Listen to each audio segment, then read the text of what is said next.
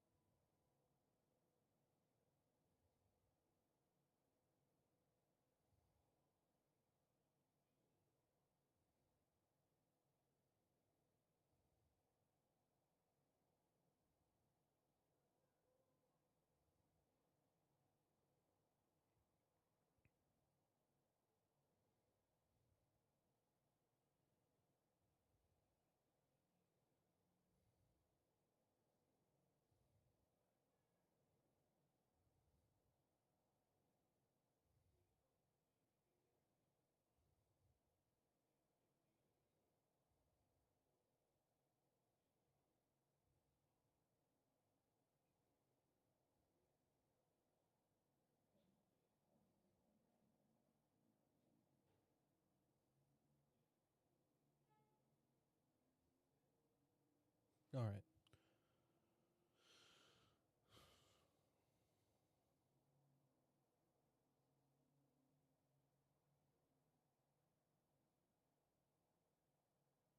Oh, shit.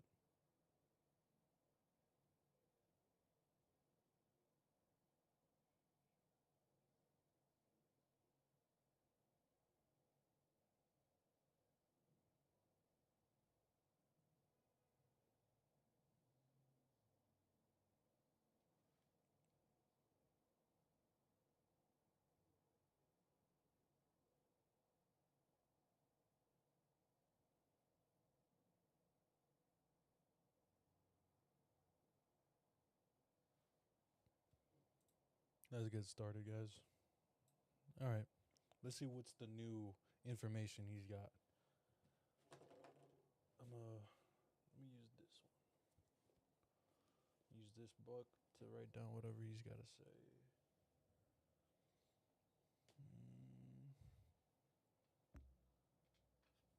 My pen. Shit. All right, folks, welcome back. All right, so this is a weekly summary as of week ending March 21st, 2025. And at the end of the lecture and review, I'll do a little bit of a shotgun Saturday. So I'm kind of like blending everything together. My goal is once I'm back to normal with my health, if I can get it there, the weekend will have something like this each Saturday. And if my schedule doesn't permit it Saturday, then it'll be Sunday or maybe earlier on Friday evening. But this is kind of like where I review basically the week. I will talk about things that are, in my opinion, encouragement, and also teach something that's salient for that week. What was useful? How did I use certain things? Whether it be I show it in Telegram for the free students that are in there, watching me call the market and trade, and then, or if I share an example, after the fact. In other words, if it's something that I've done with a family member, or my son that I worked with him or worked with, like presently this past week, I worked with my niece, trying to teach her how to build a model and use what I'm basically doing in 2025 in front of all of you. But I can keep going on and on with a big long monologue, and I don't want to do that, but I just kind of like want to thank you for your patience because you probably noticed I have not been putting out videos a lot, and I haven't been feeling well. So as soon as I can get myself back to a point of, I guess, wellness, to be able to do it, I'm in a lot of pain every day. So that's what's preventing me. And I'm going to try to get through this one with a lot of probably edits that you won't be aware of, but there will be lots of them because of the pain and discomfort that I'm feeling while I'm going through it. All right, so we're looking at the week ending March 21st, 2025, and we're focusing only on NASDAQ. All right, so this is a weekly chart, and I'm showing the continuous chart on TradingView. And if you pull up NQ, just put that in the search tab and then click on the NASDAQ futures. It'll give you the top option, which is the continuous chart. So that's what we're showing here. And I'm going to contrast that with the actual contract month for delivery June 2025. But this is the weekly continuation, or continuous chart rather. And this is the actual futures contract for June delivery 2025.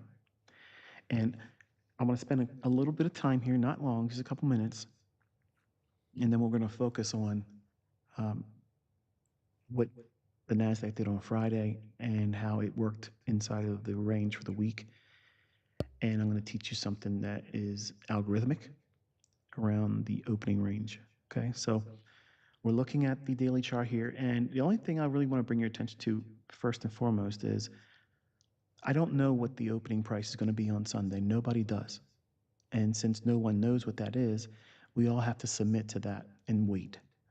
When that opening price is delivered on Sunday at 6 p.m. Eastern Time, then we could start worrying about what may or may not happen for the week.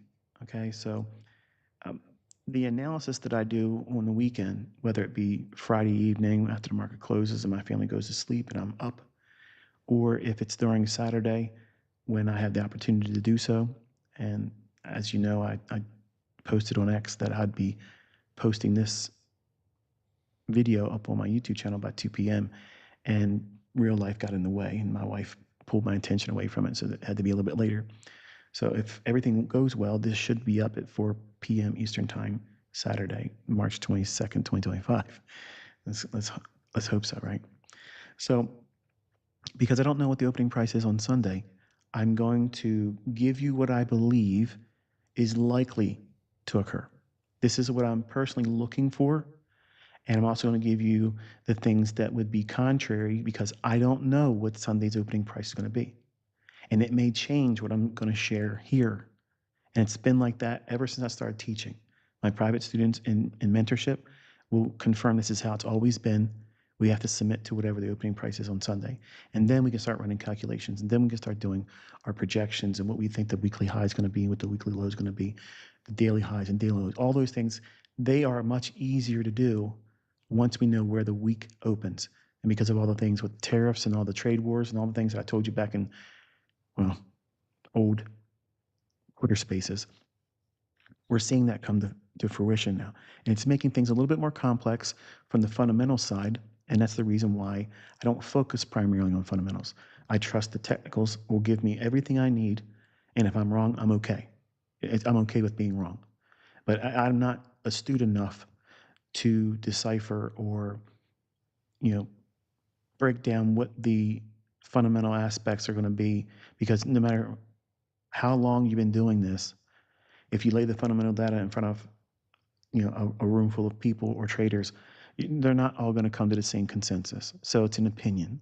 And I'd rather have my opinion derived from the technicals inside price action than that of trying to decipher what fundamental data is going to be salient or not. So if you look at this little area right up in here, this is a volume imbalance, okay? And what makes it a volume imbalance is the fact that there are two candles that are touching one another only by the wicks. The bodies are not touching at all. So that little segment, that's where my eye jumps to. And I believe since we have basically staved off any kind of lower prices on Thursday and Friday. Friday looked like it was going to break a little bit more aggressive, but it only went down to the balanced price range, which we'll talk about again in a couple slides from now. Once it took out that low, which what we were aiming for, then it pulled back and we traded near the upper portion of the weekly range. I'm under the opinion, let's say it that way, that should we take out Thursday's high, we're going to take out this high, and then if we do that and don't reject there, it's going to gravitate up towards here. Now, there's supposed to be something that's, impactful April 2nd as it relates to tariffs and such. I'm not going to go into detail because I just go through the headlines. I don't ever read articles, I don't do any of that kind of stuff.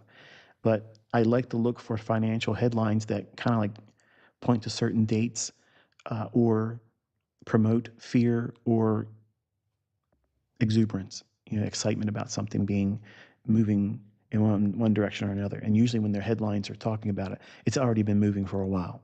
So I like to fade those types of things. But when it comes to the tariffs, I'm kind of like keeping my cards close to my vest, meaning that I'll just have to take it how I see it when it occurs. So April 2nd, I'm looking for still lower prices. I don't think that we have made a low here, at least from the technicals that I see here. Nothing in here suggests that we're going to trade, back up to the highs up here.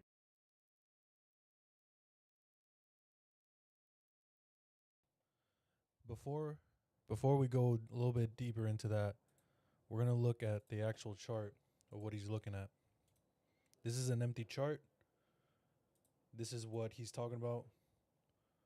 Um, the day today starts at 6 p.m. When 6 p.m. Happens, we're gonna get some type of data where we're gonna see what he's talking about, which is here, right? This is what he's drawing his attention to. Okay, this is what he's looking at. If we go on a lower time frame, which is the 1 hour, which I'm at, he's saying that this high, these highs right here, are going to be taken, right? And my opinion and his opinion also, this is my first time watching this video, that we're gonna get into here and then go down. The only reason is because we have this imbalance aligned with this on the weekly time chart, that this imbalance is going to be filled halfway, right? So what he wants to see and I want to see is this, where price goes up here and then goes down, all the way down. And you can make money going down, up and down. All right. We're going to take out these liquidities right here. These are liquidity pools. Don't focus on the wicks, focus on the bodies of the candles, the green and the black. Okay. These are what we're focusing on right here. We're focusing on this, not the wick. So this is going to be a pool of liquidity that we're going to look for to make money on. And the for the past 2 weeks, we've been in consolidation, as you can see here. So this is what he's talking about, that we're gonna get ready for something, some type of event here. All right. Some type of an event after this consolidation is broken, we go up and then we go down. Right. So this is what he's talking about. This is what he's insinuating if if you're not understanding what he's talking about. So what he's saying is he wants this to go up and then go down. I'm on the same page as he is, that we're only gonna do, we're not finished going down, honestly. So this is the monthly chart. So each candle is 1 month of data. I honestly think we're gonna head down here. This is the goal. I think this is the goal for the year. This is gonna be the low of the year. And after that, I think we're gonna go all the way up.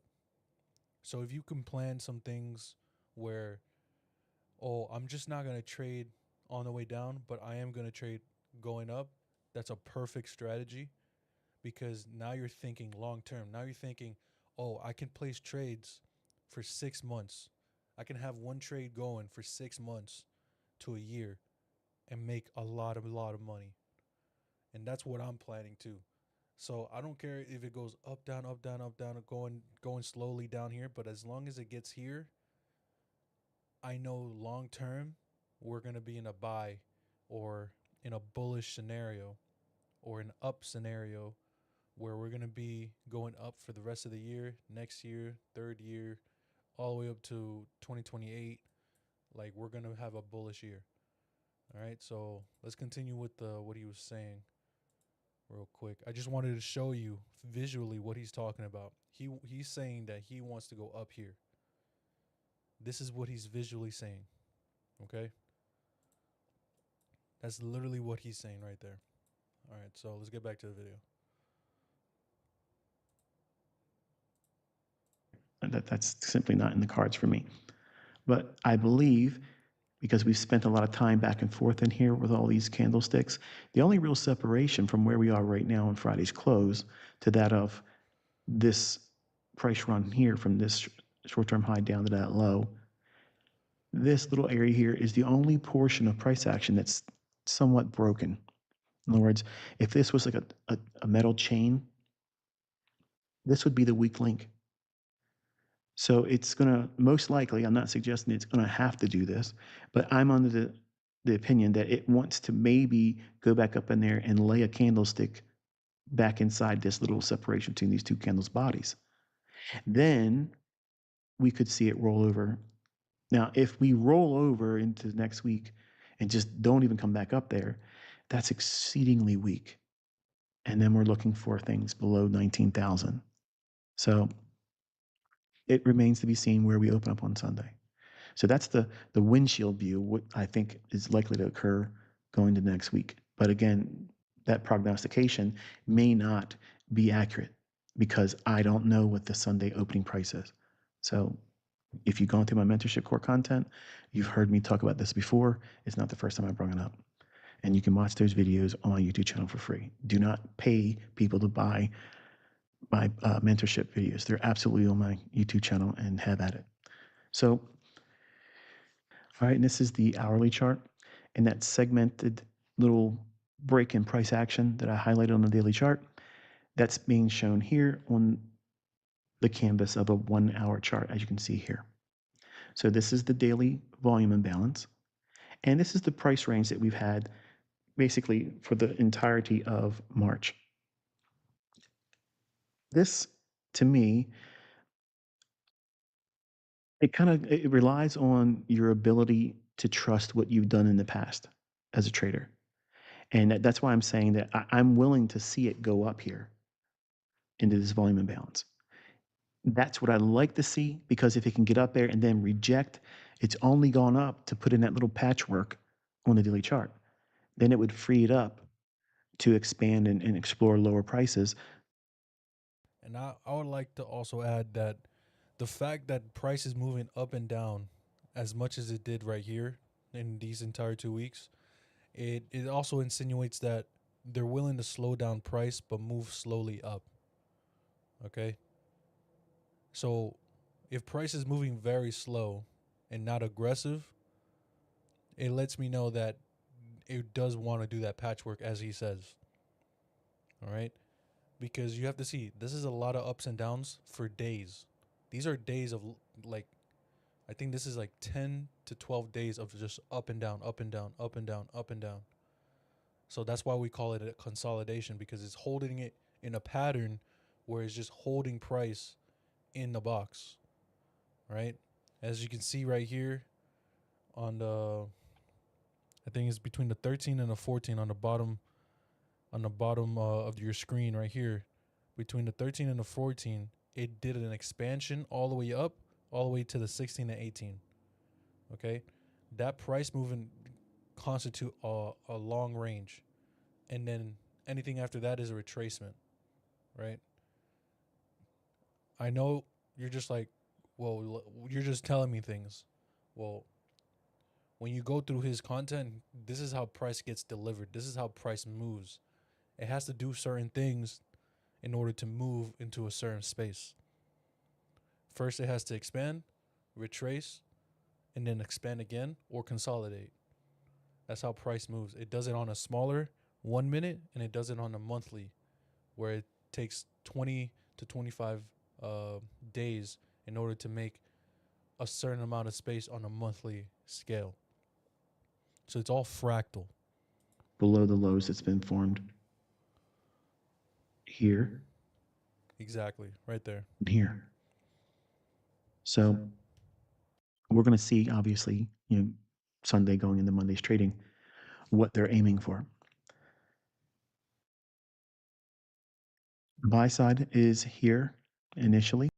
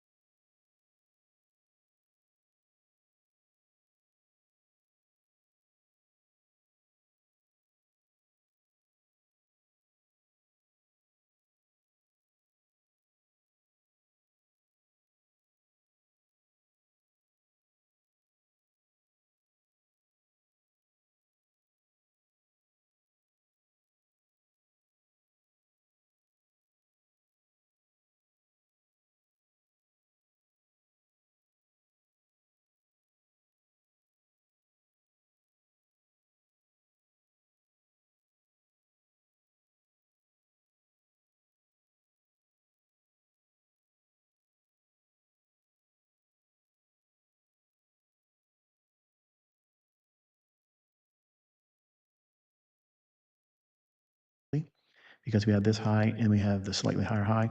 Now, I could very easily just say, well, let me just anchor to that. But because we're in a really prolonged trading range, it could just very well trade above this high and then My just bad. bump that high and never. My bad. All right, so what you're going to do, I just noticed. Okay, my bad. what you're gonna do for the NQ right here, I had my mic muted. You're gonna go to your watch list, make your account, email, name. All right, you're logged in. You hit the plus sign on your watch list right here, and you're gonna put NQ. Okay, select all, and you're gonna pick one of these. There's a lot of NQs here. You're gonna click SME right here. SME or Onanda.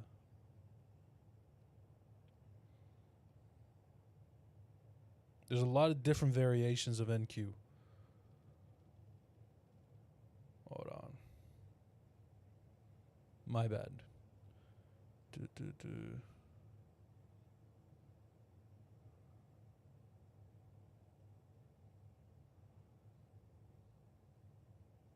All right, so what we're gonna do? Oh yeah.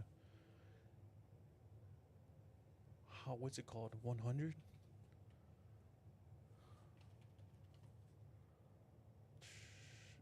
S&P 100 NAS. Okay, here we go. All right, here you go. This is what you're gonna do. You're gonna use this. You're gonna use either FXCM. You're gonna use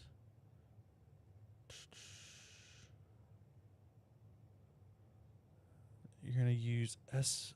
I know FXCM is good. What else? I forgot. You don't use those type of symbols. You use this symbol.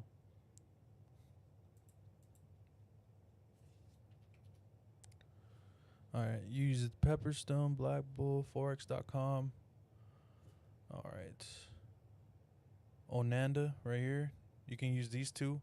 You can use the US NAS 100 or the US 100 index for FXCM or Onanda.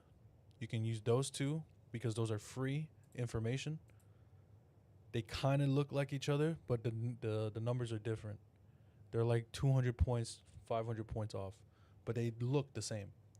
But the only problem is that you won't be able to see the volume imbalance. They fill it in for you. And as you can see, the information is wrong. It says that we went up, but we didn't. You see? You see how it looks different? But for right now, you can use this because it's free and it's real time. You won't get a delayed information. So take with that information you will. You can use these two. It'll work kind of like the same. But it won't show you the gaps that it originally has.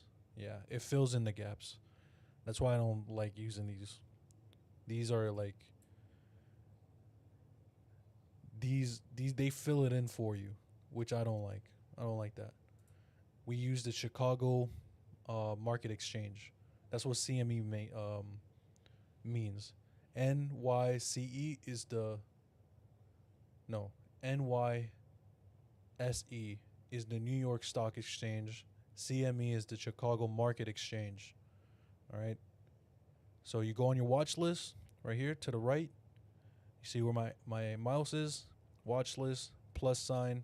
You go to your plus sign, and then you click in the NAS 100, and you pick any of these for real-time market movement.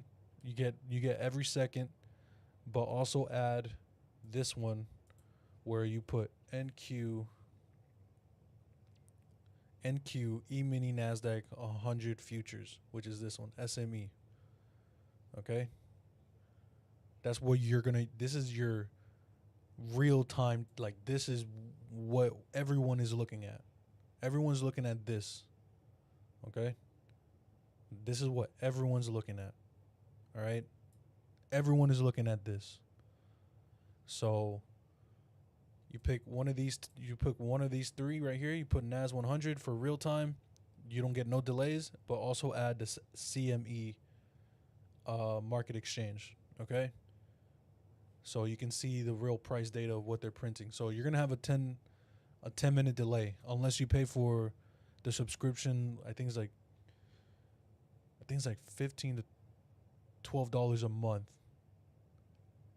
just to get the real time data, right? So just to let you know what I'm looking at, and what I'm looking at is this right here. The this one. This is what I'm actually looking at. This is where I'm putting my work in. I'm putting my work in this market right here. This is the real time data. Everyone sees this. Stockbrokers, hedge fund managers, they're all looking at this. Thank you for the message, by the way. I needed that. Thank you. Let's continue with the video. Um, he wants price to go up here and then fall, and roll over and fall. That's what he's expecting. This is all opinion. This is hypothetical for right now. At 6 p.m., we're gonna see where price wants to get delivered, where we can make the high of the week and then boom, and then get the rest of the week done. Because this week is the last week of the month. So the last week of the month, we like to just go for it. Go for liquidity. Go, go, go, go. No stops. Like nothing is not going to move slow. It's just going to keep moving aggressive. Never get above that high. So when we're playing inside of a large trading range like this, I like to be a little bit more nimble and not require it to do the extremes. So you can make a whole lot of wonderful setups using 75 to 80% of the trading range high and low, and never trade outside the range, and use these smaller short-term highs and lows inside that larger range, meaning that this was the high of the range and this being the low of the range down here. If we put a fib on that and put in 80 and 20 as the levels, if every swing high that was at or just above, but not the actual high here of the trading range that's being shown here, if you look at the extremes of 75 to 80% or the lower extreme and not piercing the 20%, I believe that you would be able to focus on the ideal little intraday turtle soup formations. They could act as targets or they can act as new entries. But because we're looking at analysis and we're looking for forward thinking setups, the sell side that I like is here, right there. Notice that it's below the low here and this low here. Now, why am I making the jump to this low here? Why didn't I use the same logic here? Well, it's because this low actually went just below that one here.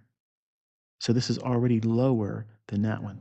True. Very so true. that means that it would technically be this low and this low being the relative. And it went down by a quarter of a point, and then it rejected.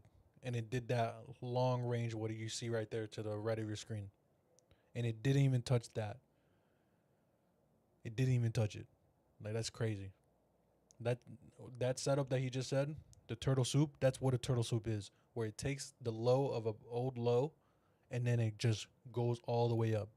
That's what a turtle soup is, where you take a low or you take a high and then it reverses, because it took out the liquidity, which, i.e., money. It took the money that was down there to reject it and flip it over to the other side. To be equal low. So I'm going to take your attention to the lower one, because in a perfect world, all things being equal, that's where the sell side is going to be. And I could be wrong. I'm completely content with being wrong. And sometimes you've seen me get my targets hit by price delivery, but the limit order simply not get filled. And that's unfortunately the price you pay when you're trying to be so surgical and precise. And it's actually a compliment to your trading. If you can't get filled on your limit order, you're trying to get out the high and the low, and you can't get filled. Someone that may be a detractor or someone that's hateful, spiteful online, they would say something condescending about that. To me, I think that it's a wonderful testimony that you knew exactly what you're looking for, and the level of precision is so thin that it did not even fill your limit order. I've actually had trades go right to my limit order and one tick or two ticks above and still not fill me. Again, is that a weakness? Is that a lack of prowess as a trader? Absolutely not. It just means that they simply denied your fill, and that's going to happen when you're trading with real money. So those are my liquidity pools on the hourly chart. I'm going to drop down into a 15-minute time frame. And here is that balanced price range. And I have it very lightly shaded. But if you're a member of my Telegram, it is very, I guess, satisfying. Oh yeah, the Telegram he's talking about. You can do this at any point, anytime you want. It's in his page. I have his Telegram. I don't usually look at it because I don't want to cheat. Because he does tell you what to do or what he's looking at and what he's doing. That's, to me, that's considered cheating. I'm gonna be honest with you. Like I don't like it. But it's here. It's right here. If you go to his page, this is his whole page, Inner Circle Trading. You go to his 2 or more links, and as you can see, Telegram right here. The last one, the last link. Download Telegram.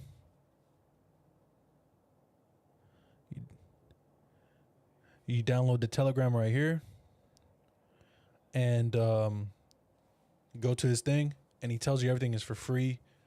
You get to see his past trades and how he's executing his trades and how he's looking at it in real time. And he does it as fast as possible, you know? And he's trying to give you insights and clues of what he's looking at and what he's doing. All right, so that's very important to have that. If you're a very new trader, you get to see the master do his work. He doesn't do it every day, but he does it at certain times.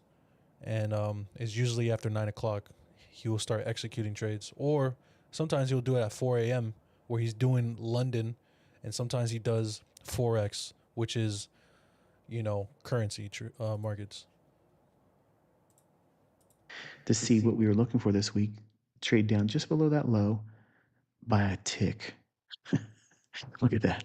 That little tiny little stab below that. And then we had all this price movement moving higher. We're going to break down Friday's price action, but I want you to take a look at this 15-minute time frame. Pause the video and think about why price went to this level here before closing. All the way from this low, all the way up here. Why did it draw here?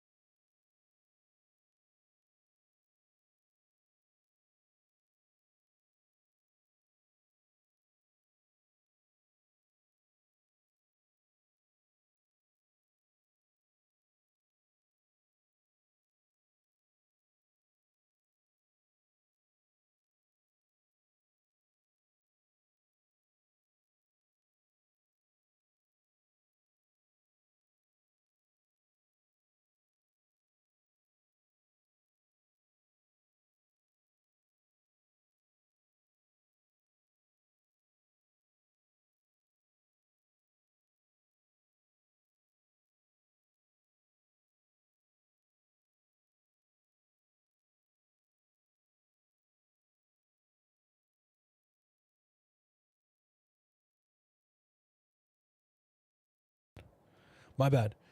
This is an accumulation of orders. I'm thinking that this is right here. My bad. Jesus Christ. I'm just not going to mute it no more. He wants price to go up here. He wants price is right here. Okay. These orange boxes is highlighting the consolidation where price is accumulating orders and accumulating orders. These 2 orange boxes. So orders are being held and being placed during the time of 4 hours, 3 hours, 2 hours. Doesn't matter what time. Okay. So that's why price, my opinion, I think that's why price went above here, is to attack these orders that have been placed to go down. So people are shorting or selling their orders in this range or in this range. Okay. That's my opinion on why it went up there. I'm just not gonna mute it no more. Okay. Look at what you did in your own analysis. Look at what you did in your trading. And then when you're ready, unpause the video. If you don't pause the video, these are really wonderful opportunities that you're going to miss if you don't participate interactively. Okay.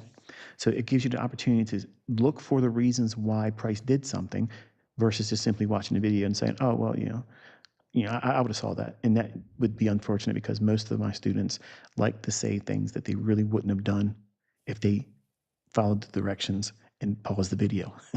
You don't know, you can't trust your progress and or learning and measure it accurately unless you do these exercises. That's why I put them in there. So pause the video. When you're ready, unpause it. You didn't pause it, did you? I paused it. Some of you just don't want to listen. So I want to take your attention to that candlestick right there. That's 10 a.m. on Thursday. Oh, Okay. I'm not going to add it to the annotations, but I want you to write that down in your notes, and you should be writing things down as I'm talking to you in these lectures. If you're simply watching it like Netflix, you're never going to retain it.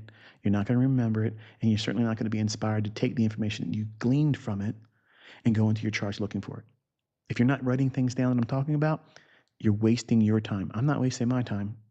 You're wasting yours. So don't waste your time. Do it the right way. Take notes. But that 10 o'clock candlestick right there, I want you to annotate that, okay? Because we're going to refer to that at the last few minutes of the review, if you will. All right, and it's a 5-minute chart. And again, I want you to think about what you see here in this chart. And I won't ask you to pause the video. But again, in that same proximity, right in here, I want you to look at that on your chart as well. I'm going to annotate that.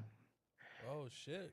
Oh shit. Okay. Now we're going to break things down. This level is the low of that balanced price range that I gave you in the Telegram channel. Before it traded down through it with high resistance liquidity conditions, it went right down to it and through it by a tick. And that was the low. That was the low of Friday. And then all the way back up to here. Wouldn't it be interesting? Wouldn't it be enigmatic if you could determine where that high was going to be? Now, you've seen me do things already this year, and if you've been with me for a long time, especially paid membership and mentorship students, they've seen me do things that are extremely precise. And I'm not here to show off. Okay, I could put on the ICT mask and do all the Stone Cold Steve Austin, theatrics and stuff, but I'm hopefully past that. You guys can just simply just absorb the information I'm sharing, and we can talk like we've been friends for a long time. Looking at that price run from that low, mouse here, that low up to here, we're going to look at all that price action right there. And I want you to think about it, okay? Because there are a lot of people that are still jawboning and telling you, as a student of mine, that there is no algorithm. They're going to tell you that there's no rhyme or reason to the candlesticks. There's no justifiable means to an end by looking at the things that I'm showing in the chart. They're all just cherry picked. That's what they're going to tell you, but you're seeing that is not true because you're watching me do it live, candle by candle, in a very large audience. And I've had a large audience following me for years behind a paywall. And I've been doing these things ever since. And I've been doing it a lot longer than 2016 as well.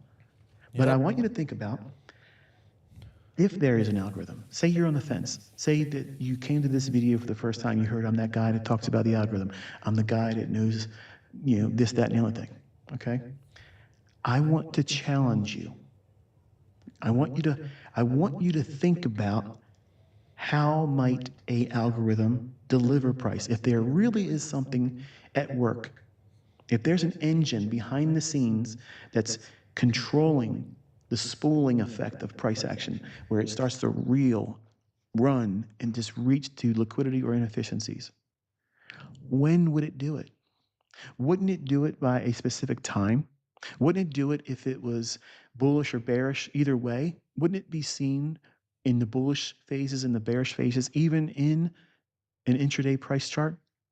You would be able to see that, wouldn't you? I'm going to talk about a lot of things here that answers a lot of questions that came to me by my own personal students that are behind a paywall. And these are questions that come to me in the comment section because, yes, it doesn't look like there's a comment section that's open and people are leaving comments, but you just can't read them. There's a lot of people that are posting things that are crypto oriented. They're just basically spamming the comment section of my YouTube channel. So obviously, if you want to bring some heat towards me, I'm literally on X where everybody can talk to me. So I'm not hiding behind the comment section of a YouTube channel. I'm just babysitting no one in that comment section, really. I just want to have the ability to see people's comments and all the adoration and the appreciation. Majority of it is 99.9% of it. It's that. But the folks that want to basically try to troll me, you're wasting your time because no one's going to see that comment. But I'm including it here so that way you can take it to X because you can tweet directly to me. Okay, or what do they call it? What do they call it now if it's not Twitter? It's not a tweet. I guess it's just a post. You can post to me, and everybody that sees me, they'll see your comment. And like I said, I'm not hiding from anything or anyone, but I want you to think about some of the things that might be problematic with this storyline of a algorithm or not having an algorithm.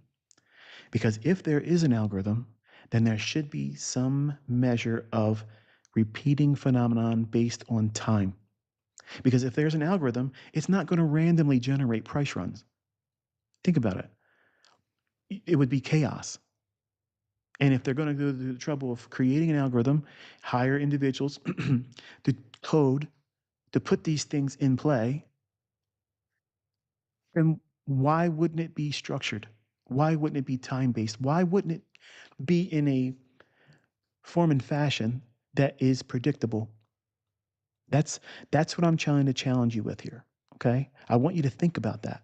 Because if there is an algorithm, you will see signatures that repeat. And they're going to be timed. They're going to be very specifically time-based price runs. That means they begin and or end at very specific times. Think about that.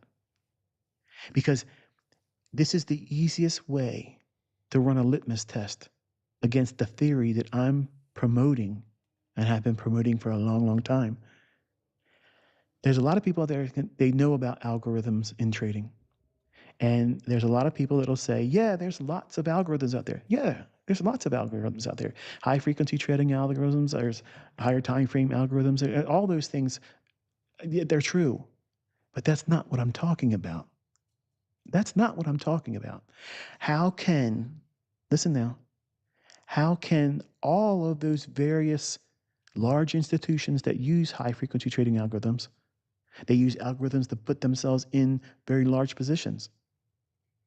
They're not always high frequency trading algorithms, but they have an algorithm that facilitates their trades when they put them into the marketplace. If we cannot see time-based signatures, if we can't see that based on the logic that I've already taught, I've already taught these very specific times. And to show you the time frames that he's talking about, I showed you a little bit of what it was. Let me delete all this. All right. Go on to 1 hour, right? You go on to 1 hour and you start dividing up your days, okay? Divide up your days. This is practice. Divide up your days every 12 a.m. All right, you divide up your days every 12 a.m. Let me make this thicker. All right. Every 12 a.m. Divide up your days. 12 a.m. to 12 a.m. Okay? This narrows your vision, all right? Instead of looking at it as a broad and then you're just like, "Yo, what am I supposed to look at? What is this? What is that?" This is how you narrow your vision, right? This is 12 a.m. 12 a.m.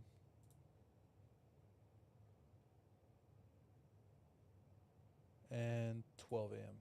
Okay, and then this gap right here is the 6 o'clock gap from last week's 2 weeks ago Sunday. Okay. Boom, boom. Friday. All right. And we missed one right here. Boom. Okay. So we got Monday.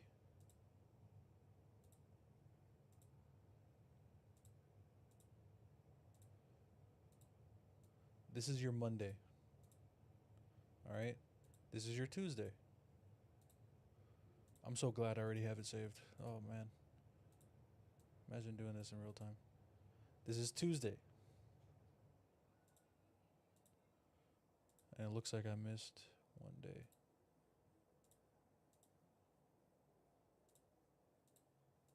This is Wednesday. Okay.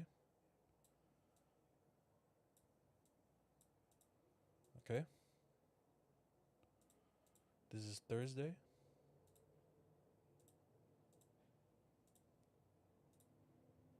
All right. This is Thursday. And then this is Friday.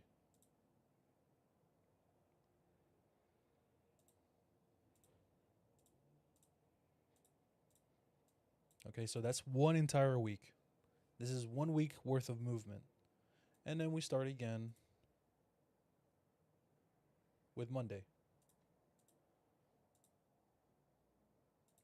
There's only 5 days of trading, unless there's like a bank holiday, which they still put a trade, but it's only going to be till 12 o'clock. Okay? So this is where you're literally trying to do. Okay? So each day has a point of movement. So now since we delineated the days, now we get to go on a lower time frame, right? Now we get to go on a lower time frame and look for the times where we're looking for liquidity. So we got our 8:30 and our 9:30. See how price just delivers up and then down. So that's what he's saying. It's all time based.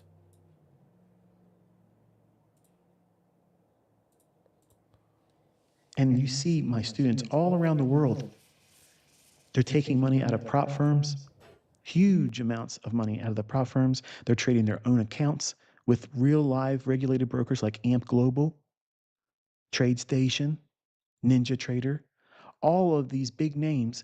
I have students in every one of those areas, and they're taking down huge, huge deposits turning to large withdrawals.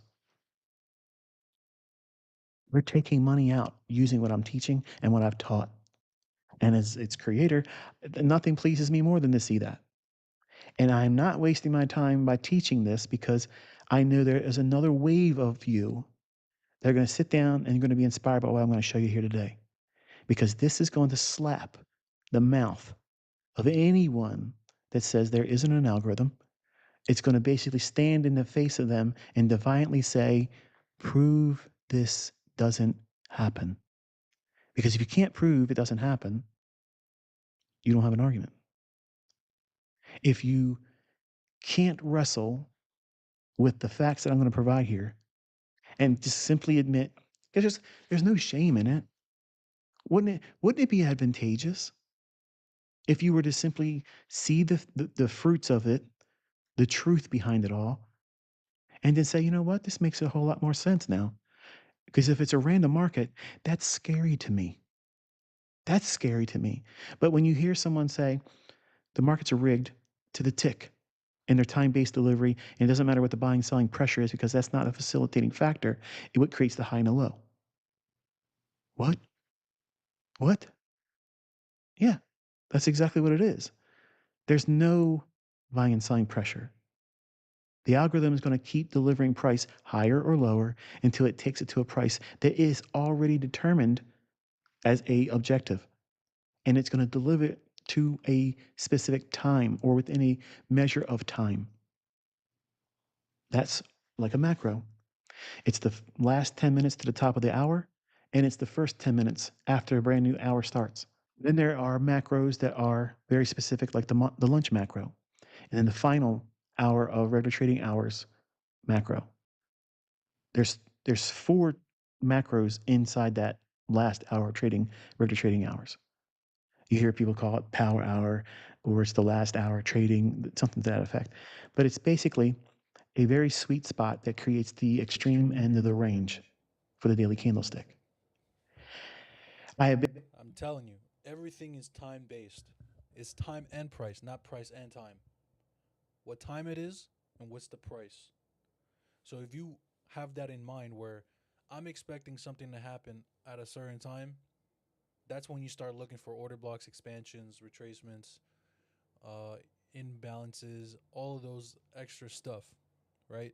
So when you're looking for this and he's explaining everything is about the time, that's why you have to delineate 12 a.m. to 12 a.m.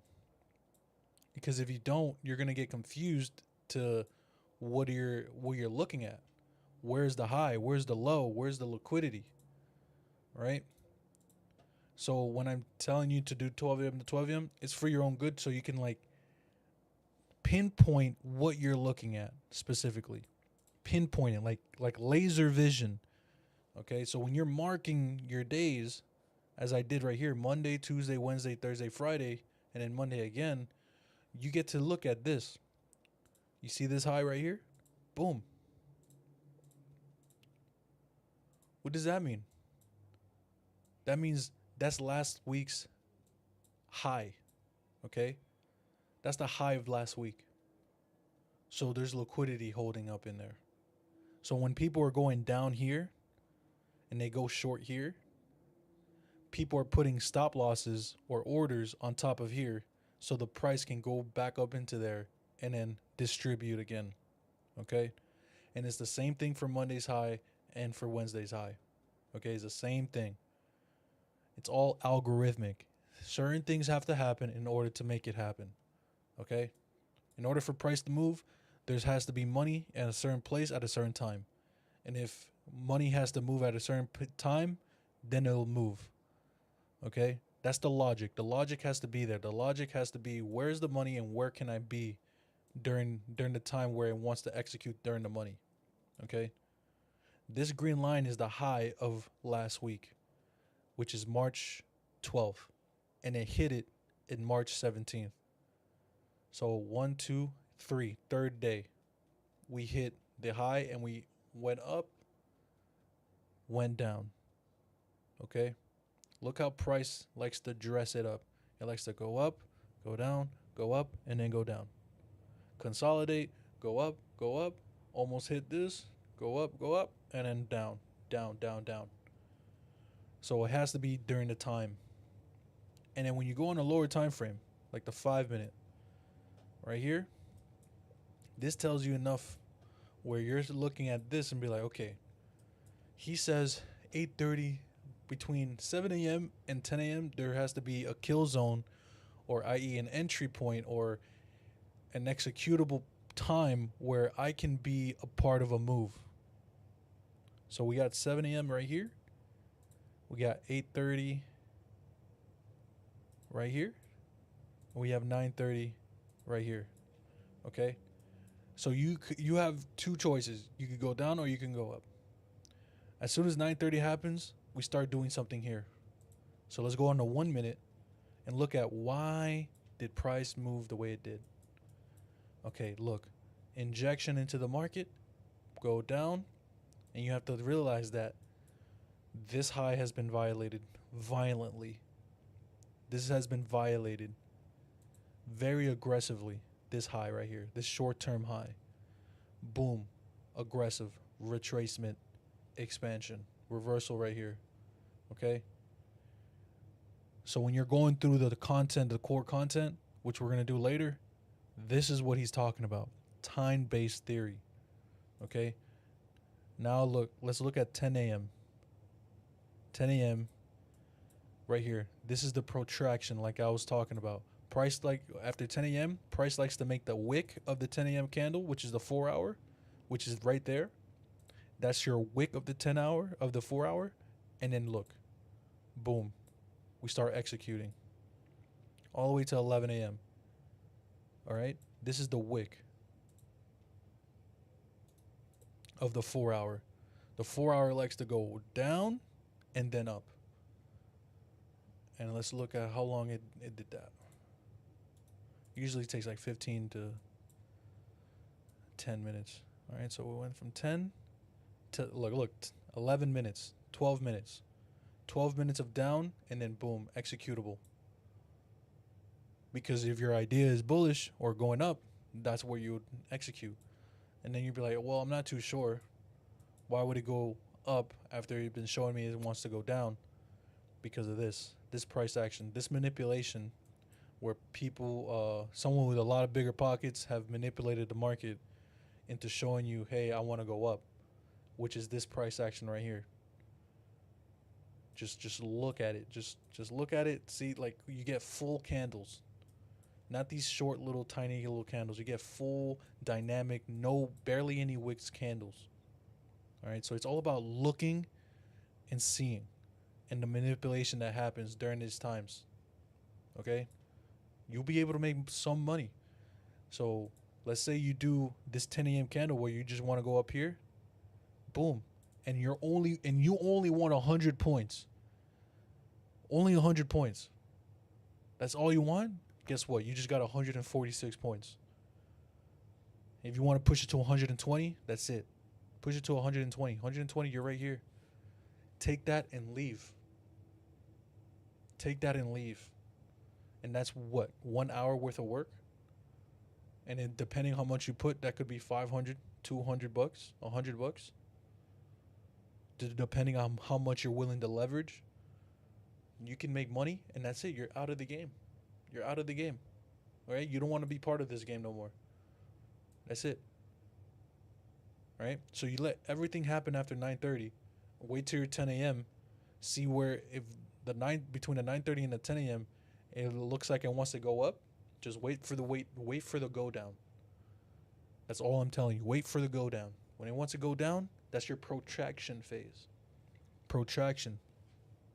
And then you got to think of it as the 4 hour. Okay, this is this check mark look. This is the check mark look.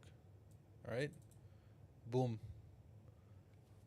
Grab 100 points, boom, you're done. You're done for the day. If you do that every single day where you can only get 100 points per day, you're going to stack up money, because let's say for a whole week straight you grab 100 points each day. That's 500 points for the week. Now the next week you up the leverage by 1. Now you just multiplied whatever you made last week, and you do it again for 100 points. You just doubled and quadrupled your money slowly. Right? So let's say each day is $200. Now next week is each day is $400 per 100 points. So now 2 times.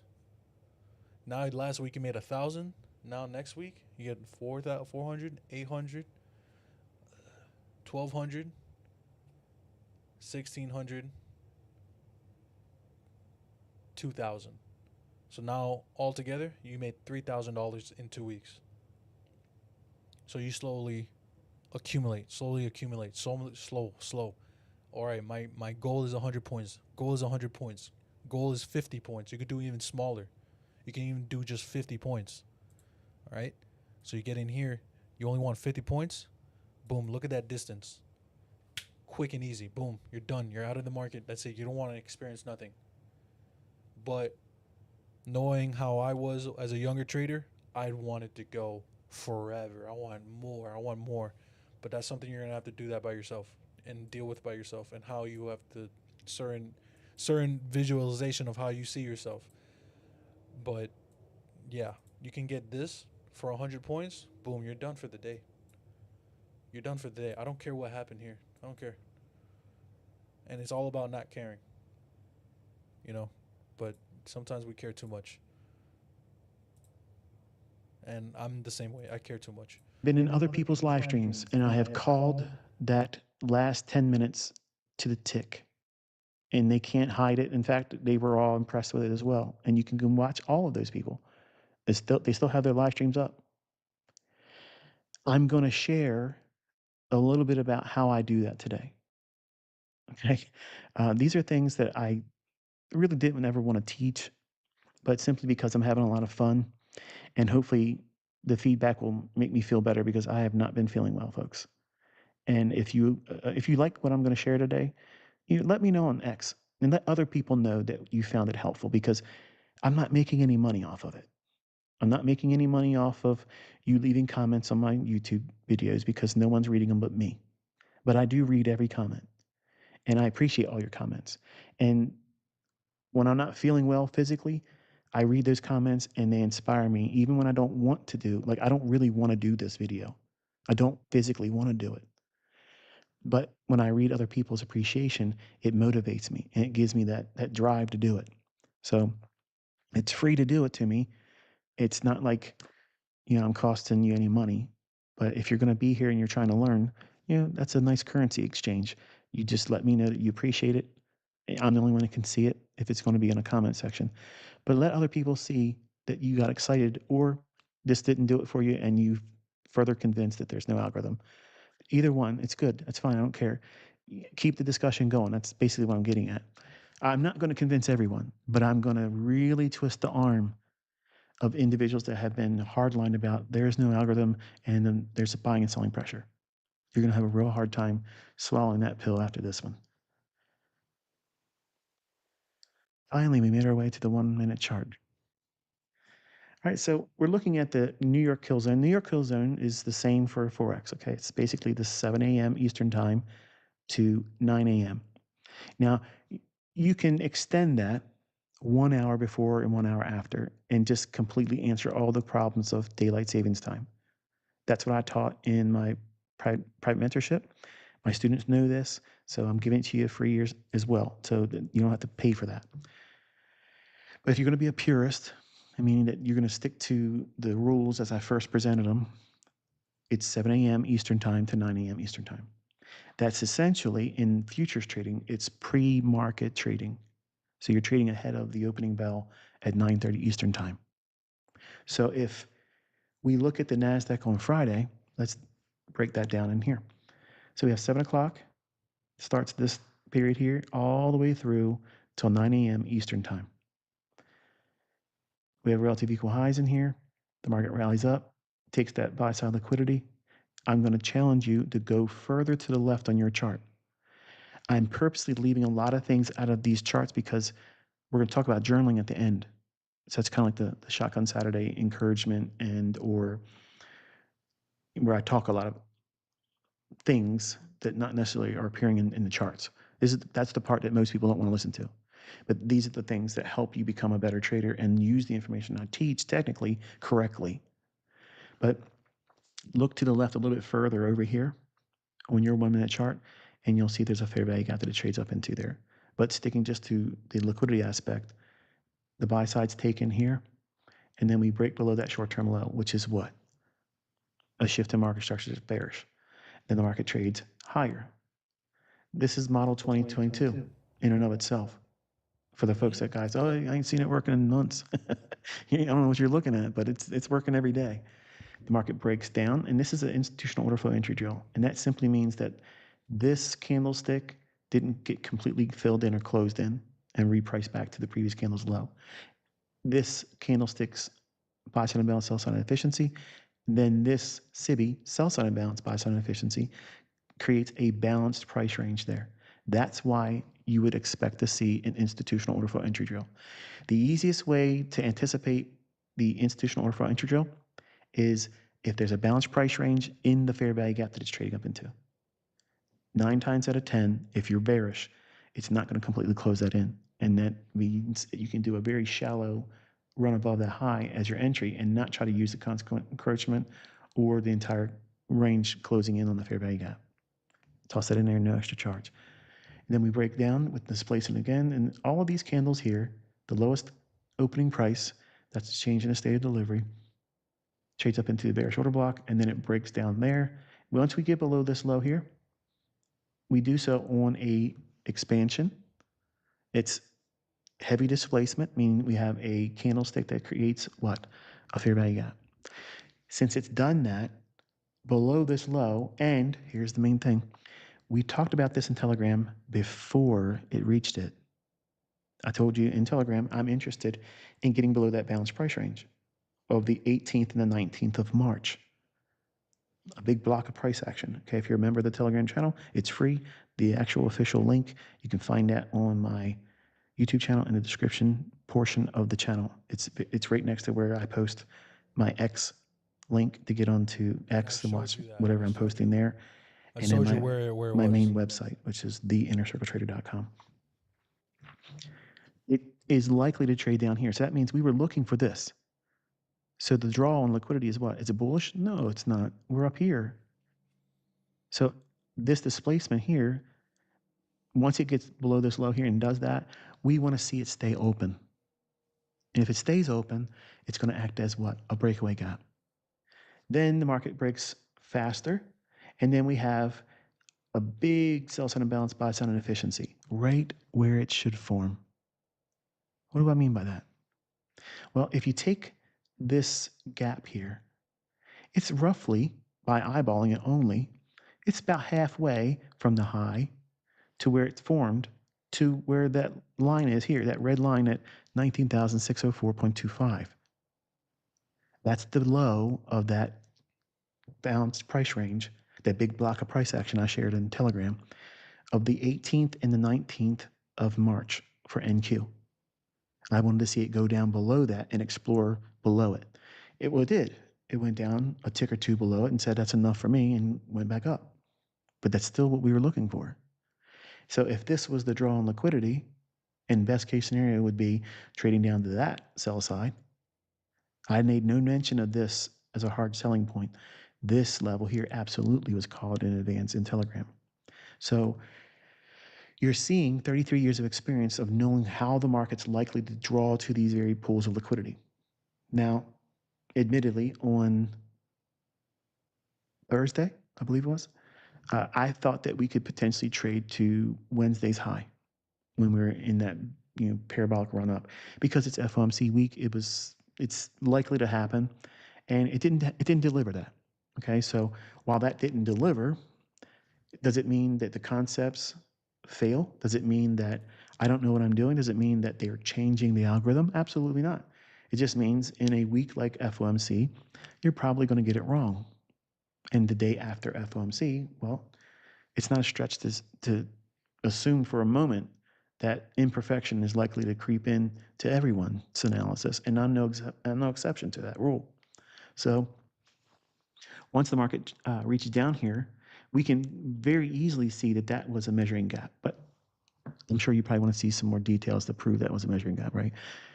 As the market breaks down, since you know this level down here is that low of the balanced price range of the big trading range of the March 18th and 19th price action,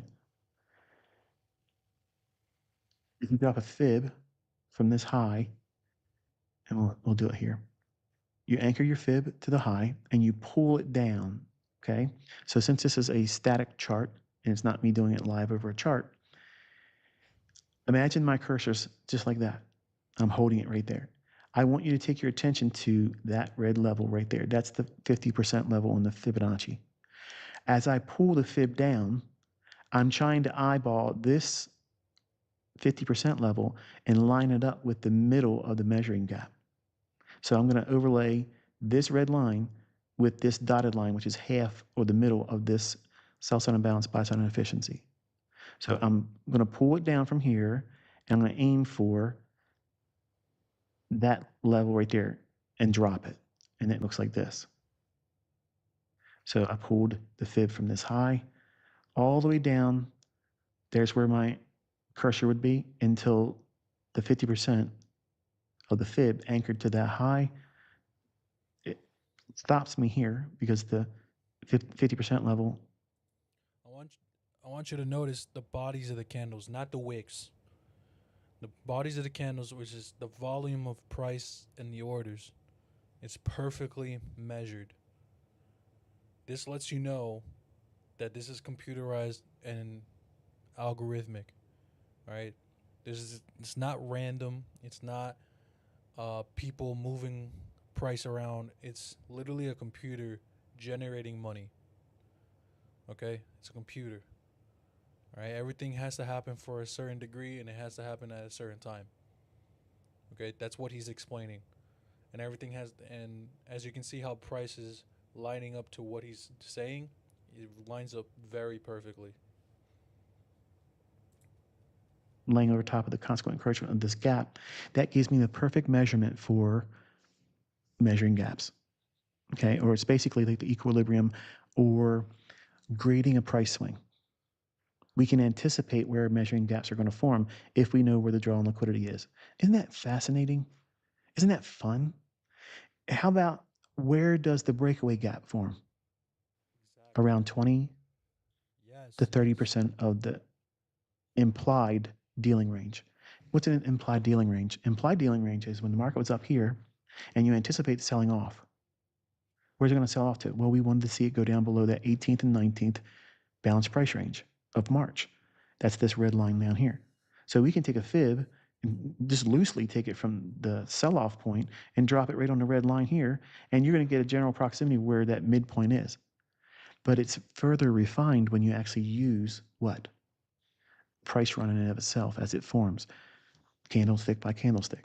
So here is the upper quadrant of that implied dealing range. An implied dealing range is a price run that has not completed yet. If you're bullish or bearish, where your terminus or target is, which is this level here that was qualified and quantified inside of the Telegram channel before it reached it. So by having projections like this, we can grade our price swings. And breakaway gaps are wonderful to anticipate near the 20 to 30% of the price range that has yet to deliver, and then 50% of it. See that? Now, in and of itself, to me, I felt that that was very fascinating when I was coming up and I was seeing these types of things in my own analysis. I was like, wow, I've always seen books talk about gaps, common gaps like breakaway gaps, measuring gaps, exhaustion gaps. They're not my concepts. I didn't create them, okay? But I did come up with a concept as I'm teaching you here, which is implied dealing ranges and anticipating where they're going to form, where they're forming. And on top of that, you can anticipate the time they're going to form. That's going to be outside the scope of this lecture, but I will have it in volume 3 of the books that I have worked on. I know. Come on, ICT, come on. I can't put everything in a video, okay? But I will teach it, I promise you. So if we know that this is the midpoint, which qualifies and confirms this is a measuring gap, this level right here stops when we get this overlapping of the midpoint and 50% of the fib. This level here, pay attention now. Look at the bodies. See that? Isn't that beautiful? So you're telling me, seriously, this is fun. You're telling me that the buying and selling pressure just happened to form all the bodies right there, but the wicks are allowed to do the damage. What did they do? They went down just below that low I told you, that the 18th and the 19th balanced price range formed. And it went down below it by a tick. And then it came right back up to close inside of the level that is projected for a perfect measured run. So the implied dealing range came to perfect fruition. And it's confirmed with what? Look at the bodies. Stopping right where the fib qualifies, that being the measuring gap. Do that on your own chart. Mimic what you see me doing here. Okay, obviously you're probably not going to do it if you're watching it months from now or years from now. All right, so let's see if we can see that being measured right here. Okay. This is the 1 minute. This is your fib. You go onto your side right here. This is where your fib is at. Okay. You go off to the side. You go click this fib retracement right here. Put a star next to it. You get this whole line of your favorites. All right. So we go from here to here. Okay. Then we measure this.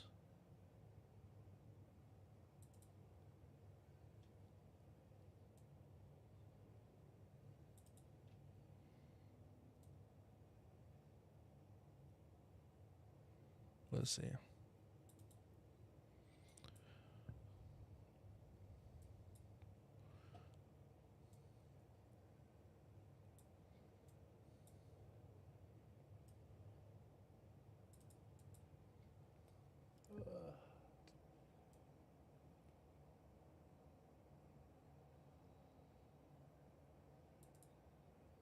And we do that.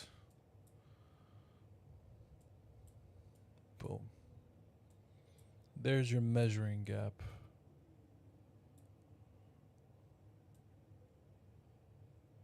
You do the whole thing. You do from the low to the body of the low here. And then boom. You just got your measuring gap right here. See if that, that's a little bit too thick. There it is. And notice how it happens at 10 a.m. Look what happens at 10 a.m. right here. Boom. You get your protraction. Boom. All right. I know I have extra lines here, but these are fib retracements for Forex, but they also work here. All right. You got your 75, 50, 25, 0, 1. This is how you're supposed to lay out your Fibonacci. All right. So you go in this hexagon symbol where it says settings, and then this is how you fix everything. You put these 4 right here. All right. That's how you do it.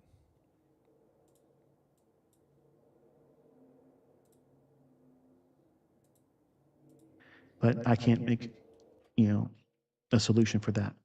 Just know that I've done it here, and you're welcome to, look around on X, and there'll probably be people sharing it too.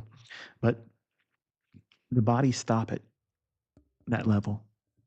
The wick goes to where I said it was going to go by 1 tick or 2 and says, that's it, we're done. So the bodies confirm that has been delivered perfectly. And the wick has told you what? The damage is done. We traded below that 18th and the 19th price action, that balanced price range of choppy range bound block of price action. We've done it here. And then we had this run above this short-term high right there. What is that? That's a shift in market structure. So we can anticipate the market doing what? Going higher if it breaks out and starts running. We see it deep dive, doesn't take out the low, but the bodies are doing what? What are they doing there? Staying in that level of that implied dealing range. Then it starts to rally. There's details in here that we're going to ferret out, but you can anticipate price doing what? Breaking this high. Now, why? 9:30, we have the opening range. The opening range is 9:30 to 10 o'clock Eastern time. Now, I know there's a lot of folks out there that they'll say opening range this or that. Some guys are saying, here's the first 5 minutes opening range. There's guys that say, okay, here's 15 minutes opening range. Here's this and here's that. I'm telling you, it's 30 minutes. I promise you, you're going to see why it's 30 minutes today. Okay. But I want you to understand that anything outside of 30 minutes is just an opinion. And that's why you're not seeing them show what I'm going to show you today. What I'm going to show you today is going to blow your socks off. I promise you, any other time element isn't going to match up with what I'm showing you here today. And that's what I'm trying to twist the arm of the individuals that are just wanting to argue, whether it be in my own comment section or in other people's. I read it, I look at other YouTubers, and they're always, having my name in their mouth. And they're talking about how this, that, and the other thing, there's no algorithm. But they never want to put up against it. They never want to show whatever they're doing against what I'm proving live in front of almost 100,000 people that did not pay me to be in there watching me doing it. I want you to think about how the opening range of 30 minutes, what do we do with that information? Well, obviously you have to know the low of it and the high of it. And that's what I've annotated here. So by having that range defined, we start looking for first presented fair value gaps. Now, if you're an order block trader, You're going to wait for the first order block to form that's salient to your bullish or bearish stance on the session. It may be breakers. It may be a institutional order flow drill. It may be a propulsion block. It might be a volume imbalance. It might be anything that I've ever taught. That's your TD array. But I'm pushing the first presented fair value gap because it's good. It's like a silver bullet. It's like it's there. It's always going to be there. But there are some aspects to first presented fair value gap that I want to include here today. If you have a very small, and there's going to be times where you look at the individual price action of any given day and you may question, is the first fair value gap really valid, or should you use another one? And the general rules are this. Obviously, when we're looking at inside this range, from this candle's high to that candle's low, that's the actual range. But the range in time is here from 9:30 a.m. Eastern time to 10 o'clock Eastern time. So you're having to look inside that portion of time for the very first presented fair value gap or the very first PD array that you're going to employ as your model. The easiest one to spot is the fair value gap. All you have to do is narrow your focus down to the first 30 minutes because the algorithm is going to leave something there for smart money. It's coded to do that. Buying and selling pressure is not forming that. It's not a one print, single print, as you hear people try to call it. It has nothing to do with what I'm doing. It absolutely has nothing to do with it. You've never seen anybody use single prints that invert. Now there's an inversion of that first single print. It's all garbage. These people are just trying to find some way to make it look like this stuff has been in existence forever. But unfortunately, I broke the mold when they said there's nothing new under the sun. And that's the kind of stuff that makes me sound arrogant. But I'm just simply poking you all that are resisting. Just simply look at it. Because if this stuff existed somewhere else, other people will be doing that other stuff and doing things that I'm doing, showing precision that's unrivaled. Remember, if all that stuff happened and been in books and people have been learning for years, hundreds of years or whatever, why aren't they doing what I'm doing? Why aren't they showing it, proving precision? Because it doesn't exist anywhere else. And it's not pride. I'm not being arrogant here. I'm being very sincere because I think that there's a lot of people that listen to people online that they look at as heroes and they have an opinion that they've borrowed from someone else. They haven't done the due diligence of going through all the material that I put out. They look at all those videos on this YouTube channel and say, there ain't no way I'm going through all that stuff. If someone says that they watched all those videos and they think this is what it really is, it's a copycat of this or rebranded of that, I'm just going to take their word for it, and because I like them and they wouldn't lie to me because they're my hero. That's really what it is.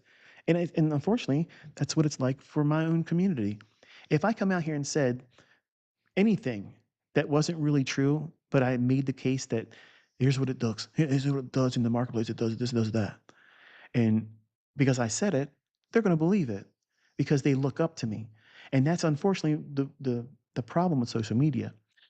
I want you to simply look at it yourself. Because if you're not looking at it yourself and not just one weekend over the weekend or looking at this and looking at that and thinking, okay, I figured it out and he's not being truthful or it doesn't work or it's not really there. You have to have time using it, really studying it. And I'm convinced that it doesn't need to be defended by me. I do these things because I stir up the community, the people that talk about it not being there or being valid, or that it's somebody else's stuff. Bring forth the evidence suggesting those things you're saying are true and what I'm saying is false. And they never do that. So this is for those individuals that don't have the details that say that what I'm saying isn't true or isn't true. This is my argument. You're welcome to leave it alone and just go do whatever you want to do, but you need to answer this today. If you don't think there's an algorithm, you need to swallow this big pill because this is going to be a jagged one. Moving range, 30 minutes, 9:30 to 10 o'clock Eastern time. you're looking for the very first presented fair value gap. If the gap, as you'll see here, that's the very first one. See it? There's no other fair value gap on the 1 minute time frame forming prior to that right there. Now, would you agree that that's a very small fair value gap? It's minuscule. And it really didn't do anything, did it? Did it take price down to take a lower low out? No. So there's one strike against it. We already made the low of the day at a level we anticipated. So if we went down here, isn't it likely the market's going to go higher anyway if it rejects like it's done here? We have a shift in market structure. And then we're inside of the opening range of 9:30 Eastern time. So we're only coming back down to test that low. And it didn't even get down to the low of that 18th and the 19th balanced price range. So as I teach, the signatures are, we want to see levels fail. We want to see PD arrays fail. That's insight. You don't see anything in Wyckoff, supply and demand, or anything else out there that says we want to see certain things fail. Because all those books were written before an algorithm existed. The logic that these algorithms that are used to trade, they're highly sophisticated entry models, but the delivery of price is controlled. And they have to try to engage the price runs just like you and I do, and they may not get filled because the algorithm is doing all of the delivery. Think about it. Why didn't it go down below that low? Surely there's somebody down there, a collection of individuals that are long. If they're long, what's going to be below that low? Sell stops. Why couldn't it get down there just to go one more time? What's the logic that says, nah, it's not enough? And there wasn't enough sellers there. The selling pressure was abated and the buyers came in. There's more buyers. Why? Tell me why. Why right there? You're just going to give me an opinion. But what I'm going to show you today is not opinion, it's facts. It's time based delivery, precision, and it repeats every single day. And that's what I'm trying to inspire in all of you because we're going to talk about journaling at the end of this. And I want you to look for these things I'm going to show you here. And that's what you're going to journal. But without stealing the thunder of that portion of the video, let's go into this a little bit more detail. Small little gap like that. That's the first presented fair value gap of Friday, March 21st, 2025 on NASDAQ, June delivery contract. It's a fair value gap that's a SIBI. So that means generally that would be treated as what? It trades back up into it and sell off. But that's canceled out because we reached our target. Now we have a shift in market structure here, and we didn't take out the low there. So we're inside of the 9:30 to 10 o'clock opening range. So if we take out that high, we really have what? We have a move outside of the opening range higher when it should be bullish because we've hit our target for the week and we rejected it here. So wouldn't it be favorable to see a larger fair value gap than this one that's in an opposing direction? If this is a SIBI fair value gap, in other words, it's a down close candle, this is what you'd see the opposite of, which is a BISI, buy side imbalance, sell side inefficiency. And notice the difference in contrast of its displacement. Significantly larger, isn't it? This would be your very first presented fair value gap within the context and narrative of what you have in price action here. When you see people on X, or if you were seeing the comments that are left in my videos all the time when I'm sharing executions, they'll say, why didn't you use that fair value gap? Why did you use that one? Why did you choose this one? Why did you choose that one? There are rare instances where my eyes, because they're 53 years old now, they're just not as good as they were when I was younger. And sometimes I make a mistake and I grab the wrong candle, or I'll type in the wrong time. And when I've noticed it, and other students have been gracious enough to let me know what I've done wrong and made an error referring to a very specific time, when they know what I'm talking about, they know that I'm referring to a different time. It may be the candle right before it or candle after it. It's just it's the old man in me that's it's showing to the surface, and it's unfortunately what happens when you get old.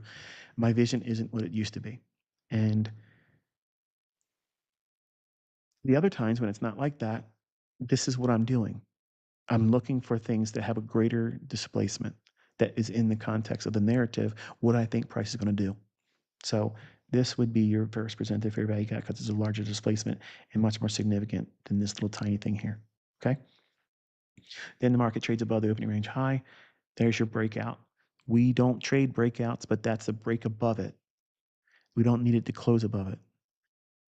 The market trades down into that again, right there. What time is that occurring? At 10 o'clock. That's your silver bullet.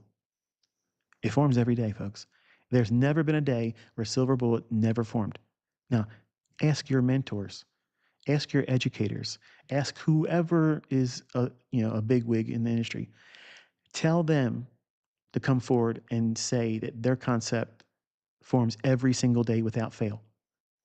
There's a lot of them ain't going to even come close to wanting to say that, but I will, and I'll show it every single day. Every single day.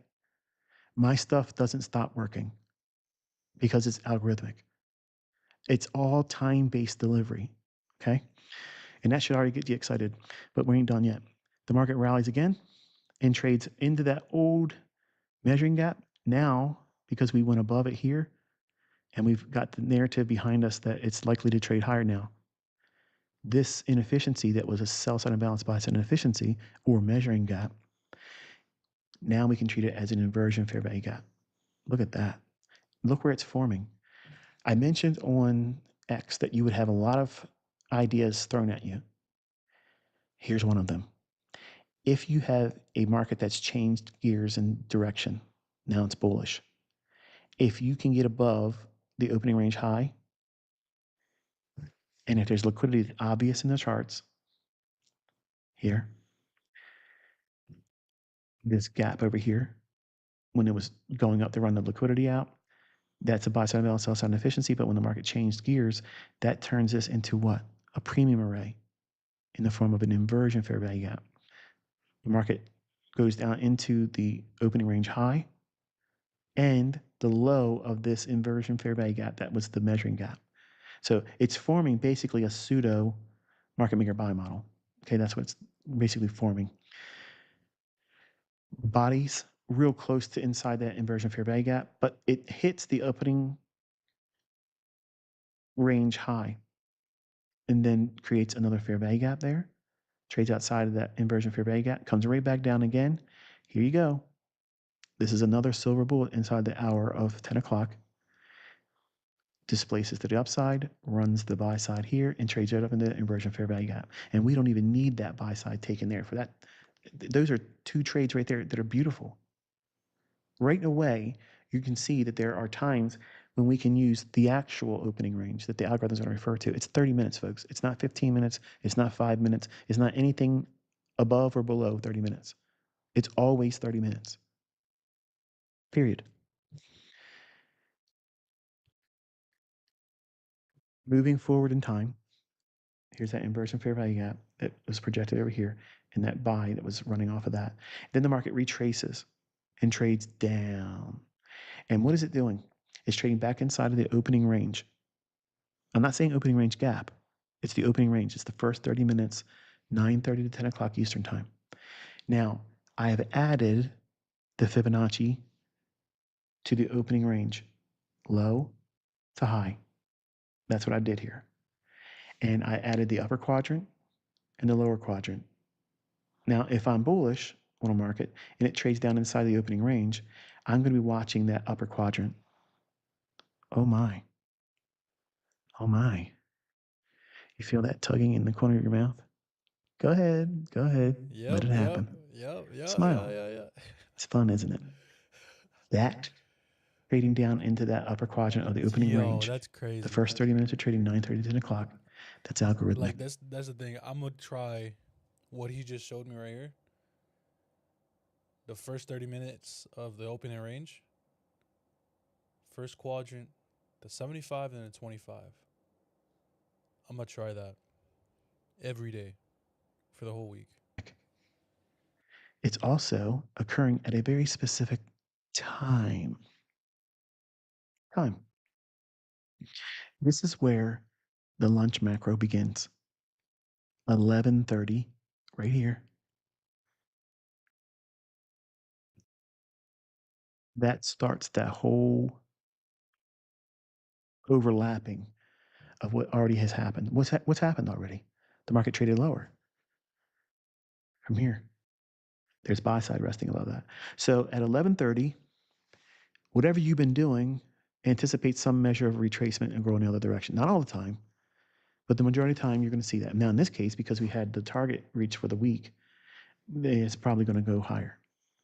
And this is the lunch macro. The lunch macro is 11:30 time, Eastern time, as far as 1:30 p.m. Eastern time.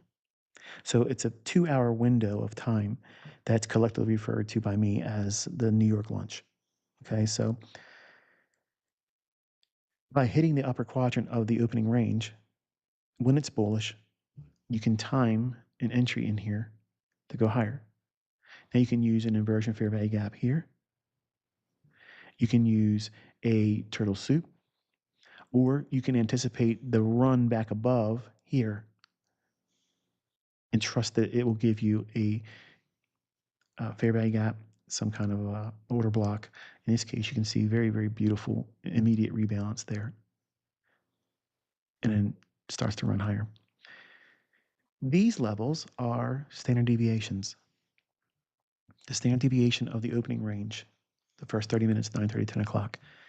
This is I have a standard deviation, one standard deviation, 1.5 standard deviation. And it trades up to that after taking the buy side out here.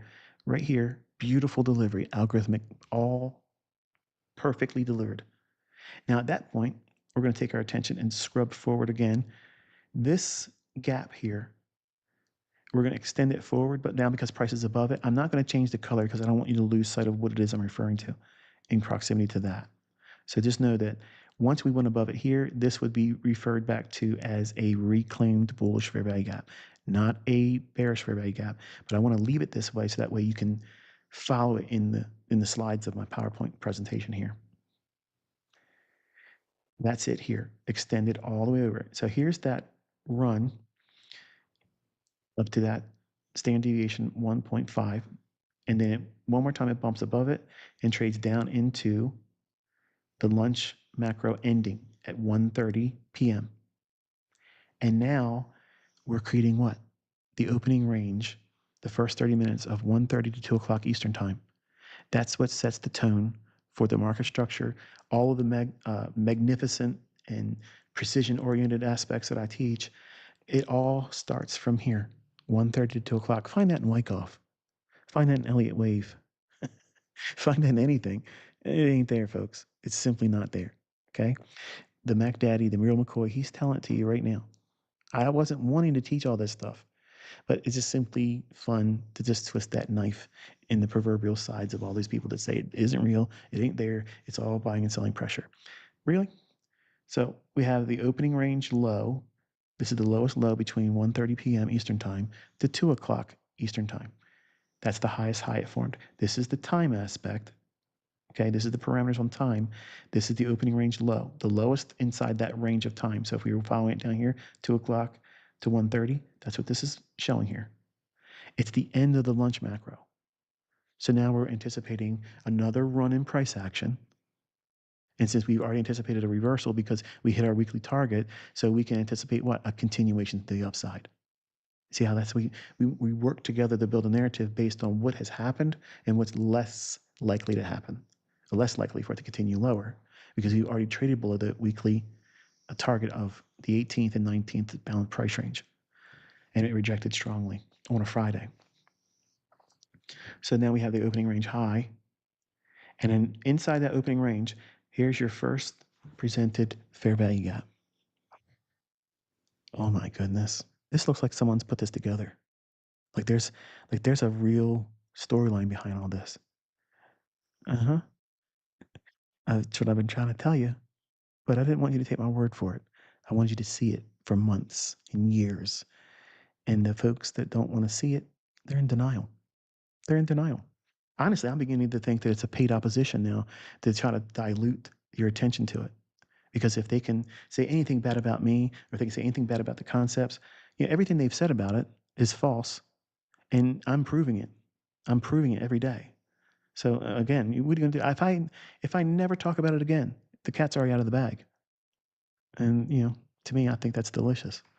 But the market trades down into that first into fair value gap here and rallies up. That right there is a tradable run. But now we're going into a macro, 250 to 310. And the market's doing what? It retraces all the way back down to -1 standard deviation of the opening range of 9:30 to 10 o'clock. That's what these lines are here. Okay. So again, we go down to that inversion fair value gap, which is technically a bullish reclaimed fair value gap. It rallies and consolidates inside now the macro of 315 to 345 Eastern time. I promise you, no one ever talked about that. No one has ever mentioned that, ever. I did on Twitter Spaces. I talked about these things, okay? And you can find them all on YouTube because I give permission for people to put them up. That was the reason why I did that. I don't care that they make ad revenue off of my Twitter Spaces, okay? I said a lot of things language-wise that I didn't want to have in my YouTube video. And I trolled people inside those Twitter Spaces too back then. So again, I didn't want that on my YouTube channel. But no one can deny that those things. And the inversion fair value gap, I taught that in audio of a Twitter Space. And all those things can be confirmed by going and watching other people that love to put my Twitter Spaces on their YouTube channel. Sometimes they put music behind it. Sometimes they put it with charts if I've talked about some things and they reenact all that. They put some work and effort into it. And if they want to make ad revenue off of that part of it, I don't mind. It's just you're providing another testimony that you were there, you saw it, you listened. And it's a timeline. All those breadcrumbs come back to me. But at 3:15 to 3:45, the last final hour of regular trading hours, you call it the power hour. I don't call it power hour. It's the final hour of regular trading hours. Between 3:15 and 3:45, the market's going to operate inside of the narrative that's presently underway. Meaning what? We created another opportunity to buy. We have buy side up here, which is also the opening range high of 1:30 to 2 p.m. Eastern time. That's the afternoon session. You don't see me do a lot of afternoon session stuff. Usually I'm in other people's live streams or whatever. And the things I call out and it comes to fruition all the time is what I'm showing you here. I'm literally showing you my cards. Now, it's going to take a lot of experience to do what I'm doing. Just by me showing you this isn't going to be enough. But look at the times that these things are occurring. They're very specific. They're very, very specific. If you look at the high here, that's a macro. That's a macro. That's 1250 to 110 macro. And what does it do? It retraces back down into that gap. And it's also trading down into -1 standard deviation of the opening range at 9:30 to 10 o'clock. Forget pivot points, folks. Forget all that stuff. You need to look at these things, okay? Pivot points are not based on time. They're not based on any time. They're just ambiguous measurements of open, high, low, and close, multiplied by 2, divided by this, and all that stuff is number crunching. When you take your attention to time, and that's why I laugh in the face of these fools. They talk about, oh, I'm the price this and I'm the price that. I'm the prince of price action. You're a fool if you're not implementing time first, because that's what the algorithm does. It refers to very specific times. And then what price inside that range of time. See, these aren't zones. They're highly specific 30-minute windows, 20-minute windows in deference to the macro, or in this case, the lunch macro, which is a 2-hour window of opportunity, but there's a beginning to it and there's an ending to it. And there's price runs that begin and end at those very specific times. When you're journaling, I'll hold off because I'm going to steal the thunder from that portion of the video if I could go on. But during the 3:15 to 3:45 macro, it's 30 minutes. You're looking for the setup that leads to market on close macro. That's what MOC stands for. That's the 350 little price run that usually takes off and creates another higher high or a retracement into the range. Here, we know that we have 2.5 standard deviation that would take us above this high. This one's very close, but if you look at this price run here, it duplicates itself there. So we're seeing another measured move, but it begins at the time and on the price inside of the opening range in the afternoon session. That's this one here. Look what it's doing here. Body stopping at the consequent encroachment. The wicks go down just below, but doesn't completely close it in during the 315 to 345 macro. Bodies are staying in the upper half. What is it telling you? The algorithm is signaling to smart money, just like it's been coded to do. Stay out of that area. That gives them confidence that that's the setup to buy and run it into the close. And look for rocket fuel at 350. And here you go. That candlestick's 350. And wouldn't you know it? Look what happens. Right up to negative 2.5 standard deviation. So there's obviously no algorithm, right? No way. Nope. Not here, folks. Nothing to see.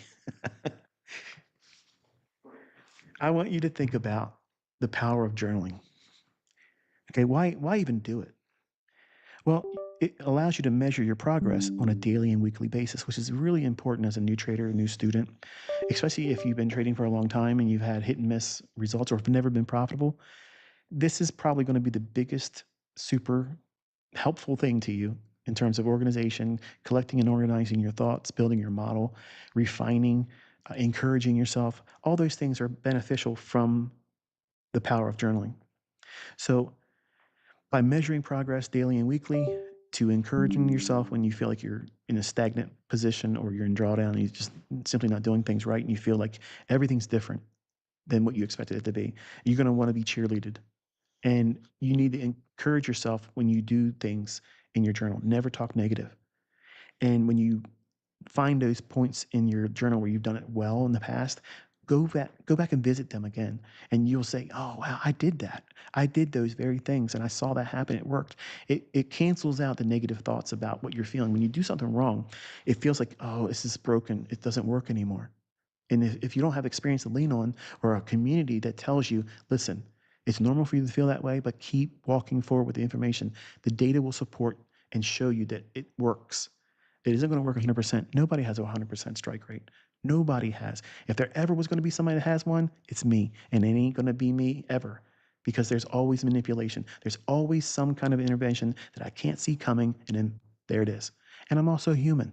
I'm not AI. Sometimes I don't feel good. Sometimes I have something happening in my personal life that just clouds my mind, my focus, and I just do something I shouldn't have done, and I take a losing trade. Eventually, you're going to see me do it. It's okay. It doesn't mean anything except for that transaction was done wrong, and I own it. It doesn't mean anything else other than just simply that. But what do you journal? Well, what I'm showing you here.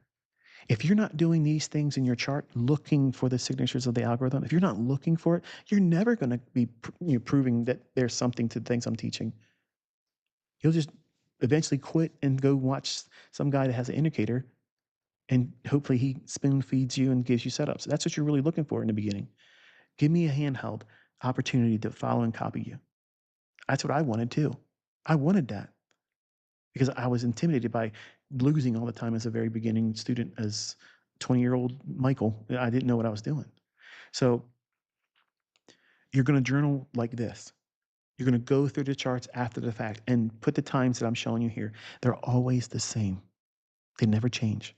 The only thing that's missing in here is all of the individual hour macros, the 50-minute to 10 minutes after the top of every hour.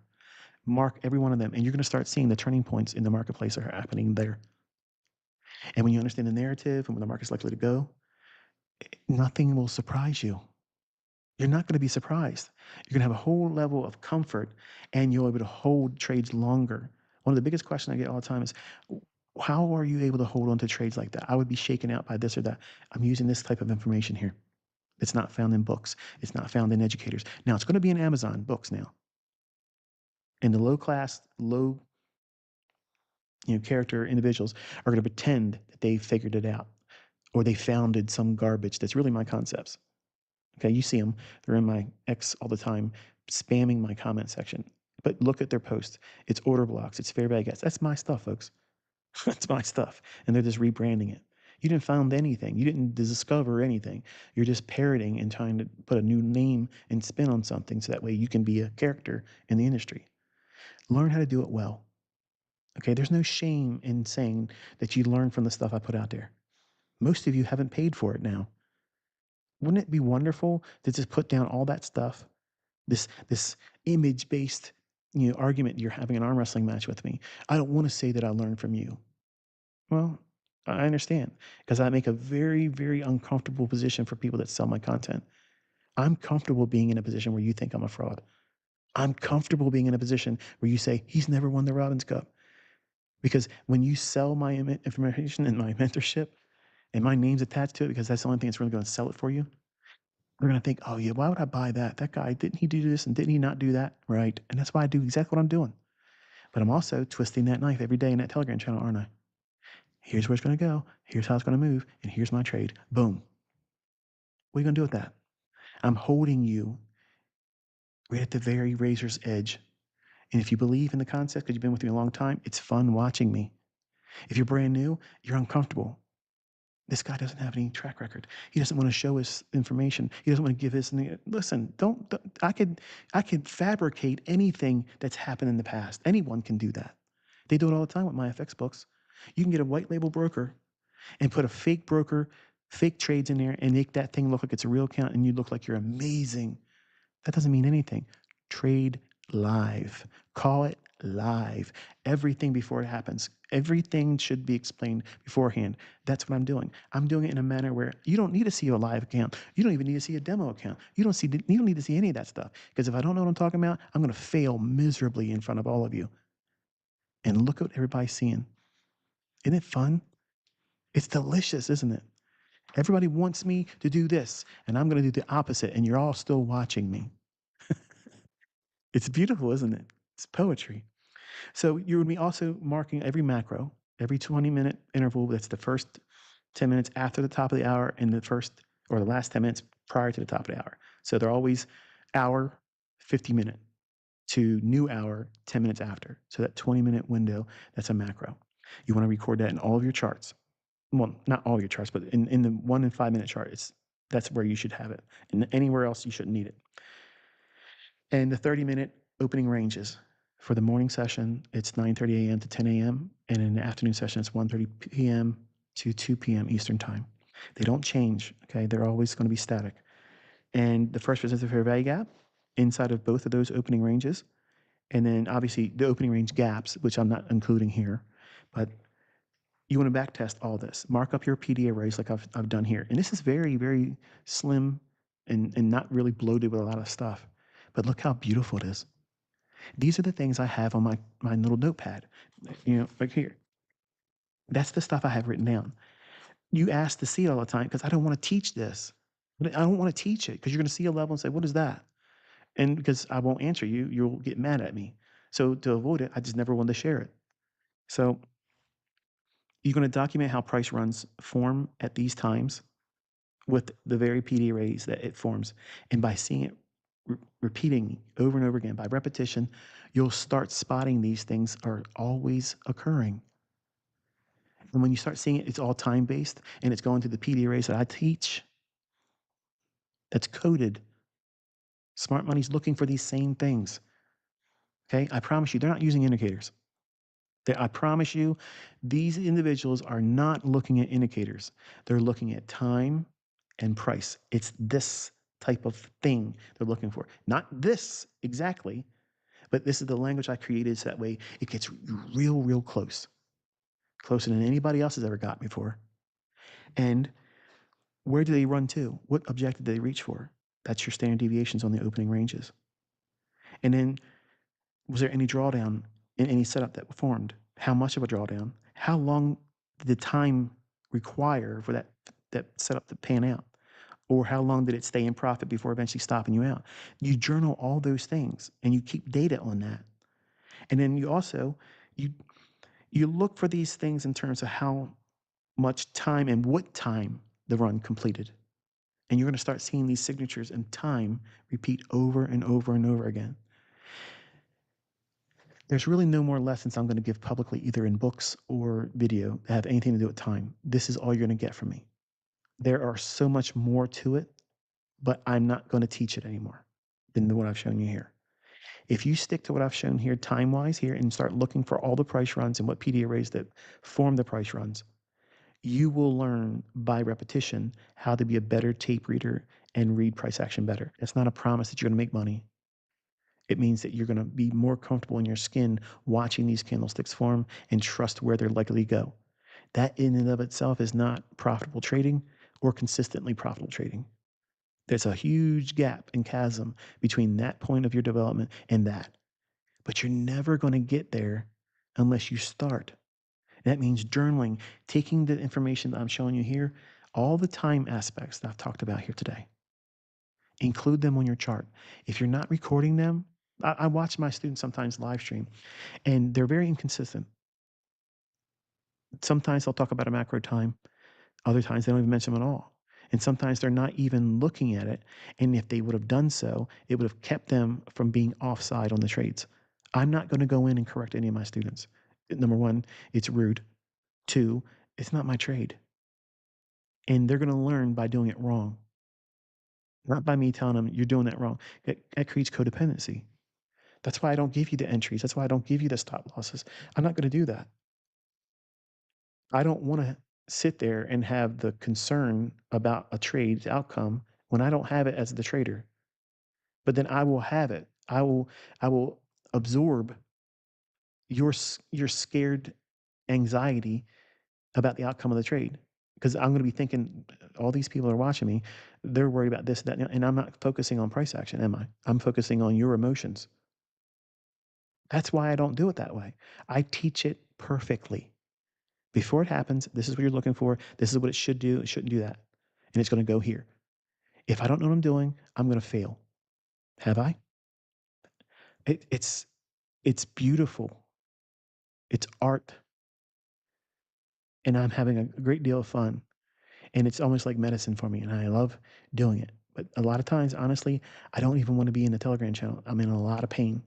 So just be patient with me. Hopefully, the Lord's more merciful and gets me where I need to be at. But that's why my output has been really, really low. I've not been producing any content. I have lots of videos I want to produce. They're outlined already, but I just don't have the energy to sit through it, to do it. And when I'm able to do it, I'll certainly do it. But until then, take what you get from me and be content with that. Okay. Hopefully you found this one insightful. Hopefully it was beneficial in a lot of ways in terms of what you're looking for in terms of journaling, but you have to collect data, and how you do it is up to you. I sent a post to X, and I said that all of you that are willing to share how you journal, and what medium or application or tool that you use, you're welcome to encourage others that are in the same community. And there's been some really wonderful products. I don't have an affiliate with anybody. I won't ever have an affiliate with anyone. But I've seen enough to know that some of those things look really good from the surface. And some of the students are saying they've been using them for a long time. They like them. I'm not going to say their name here because it will be like an advertisement for them. And you'll assume that I'm doing something through an affiliate with them. And I don't. I don't have any affiliate. You can't pay for my opinion. If I like something, I'm going to tell you honestly. If I don't like something, I'm going to tell you honestly.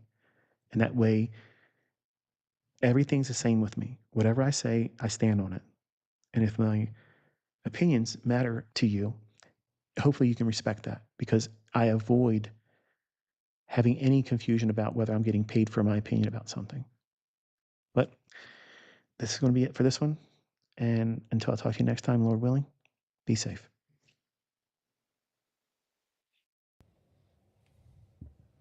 Okay, that was a great video. Definitely learned a lot. Definitely learned a lot. Holy shit. Alright, let's delete all this. Wow. Wow, wow, wow, wow. So he likes to delineate the low and the high of the 930. So he does this.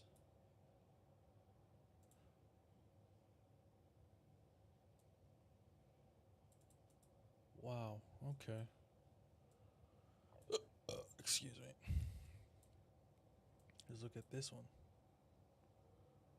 Oh, shit. Alright. The low.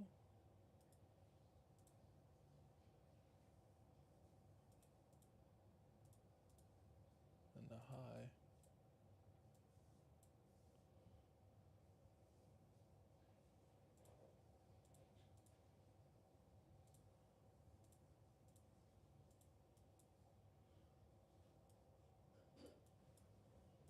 Wow. That makes sense. Wow. Okay. Okay.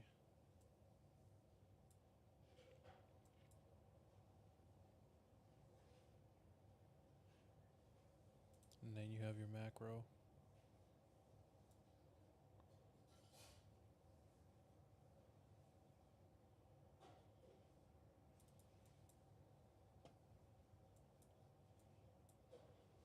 And then you have your next macro.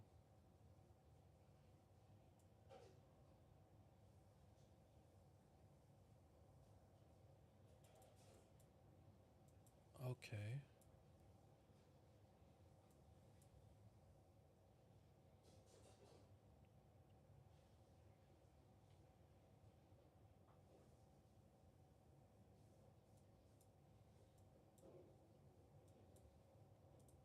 You have your liquidity.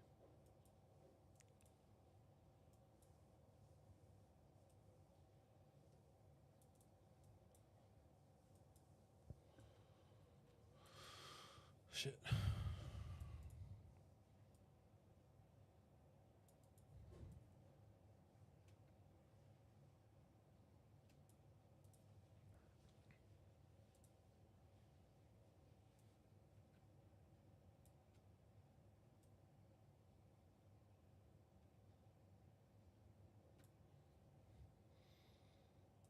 Why is it slanted, bro?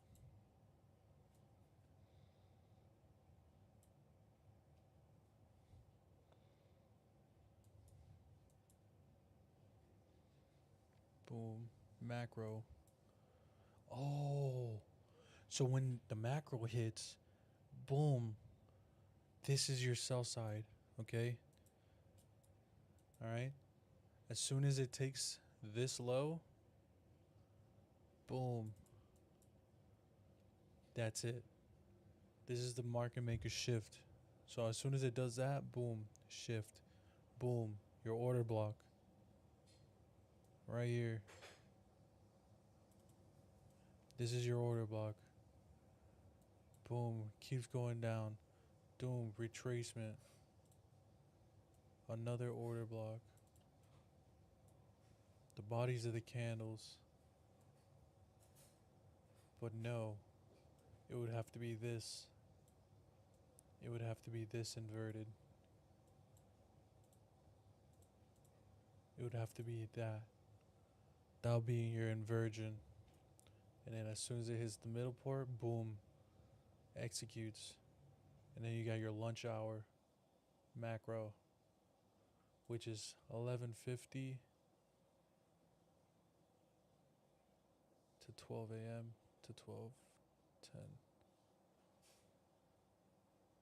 Boom.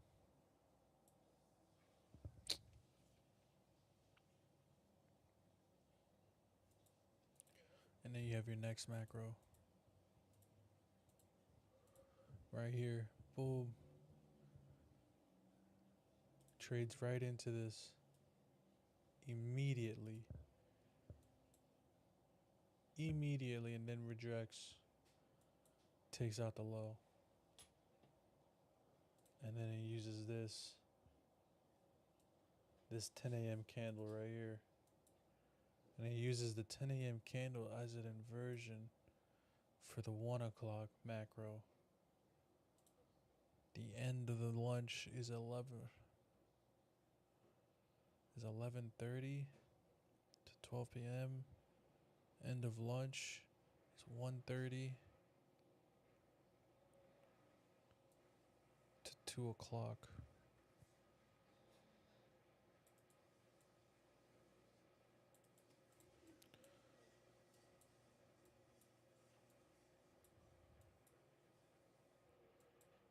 And then you get another market maker shift right here.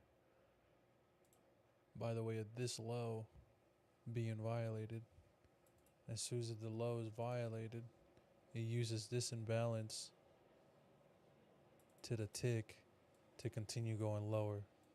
Take this low out.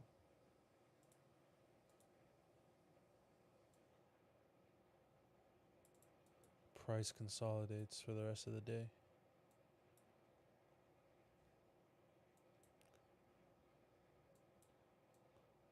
tries to stay inside the range of the first fair value gap presented after 9:30.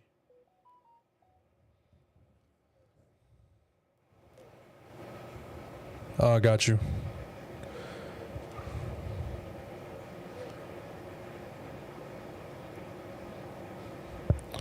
And then fair value gap gets presented here. The first fair value gap of the 9:30.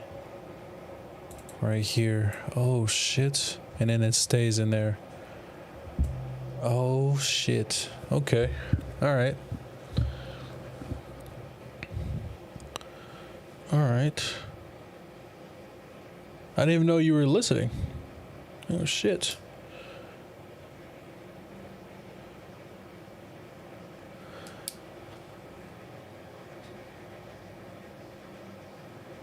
Hold on.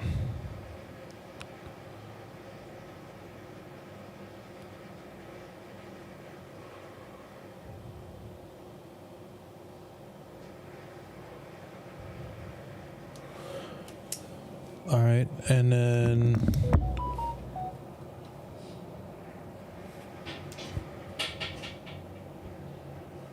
got you. All right, bet. So what we learned is the opening range between 9:30 and 10 a.m., which is these two green lines right here, and that's the high, and this is the low. And then we see the break of structure here, which started at 10:50 to 10 until 11:10, which is a macro. And this is for Thursday. Okay. All right.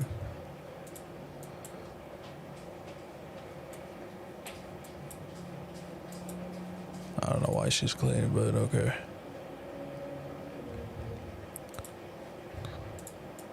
So this is for Thursday's trading. Okay, so we get this. Boom. We break up.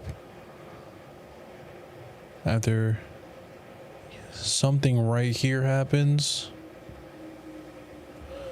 The 9:30 happens. Boom. We get this opening range.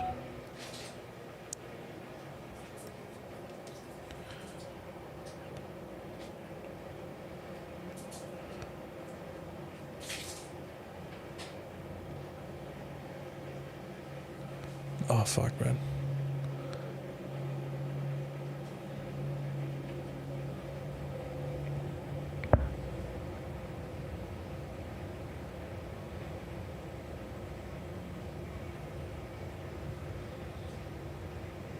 Try texting me through the chat box of the YouTube.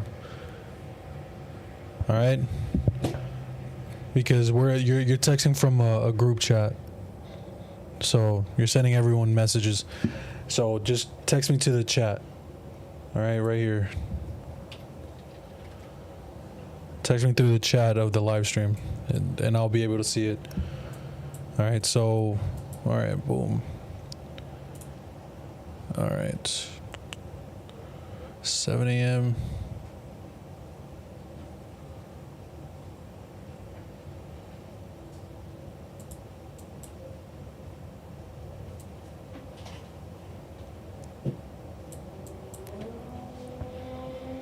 Let's see what we can see here. Oh, shit.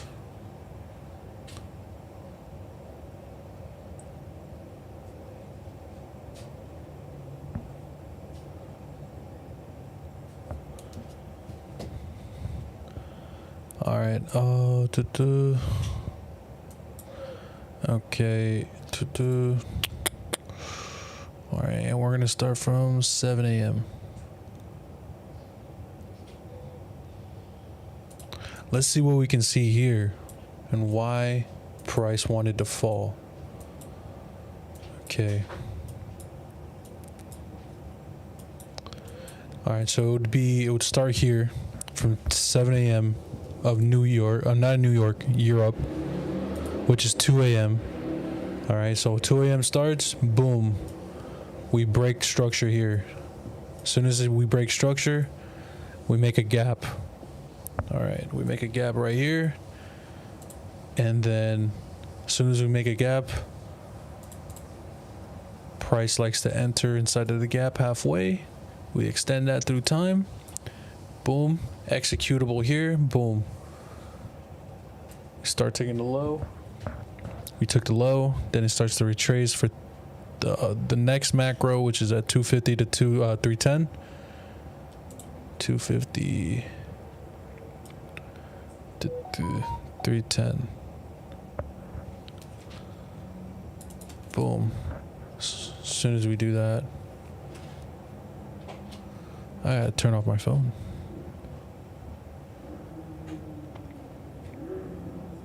All right.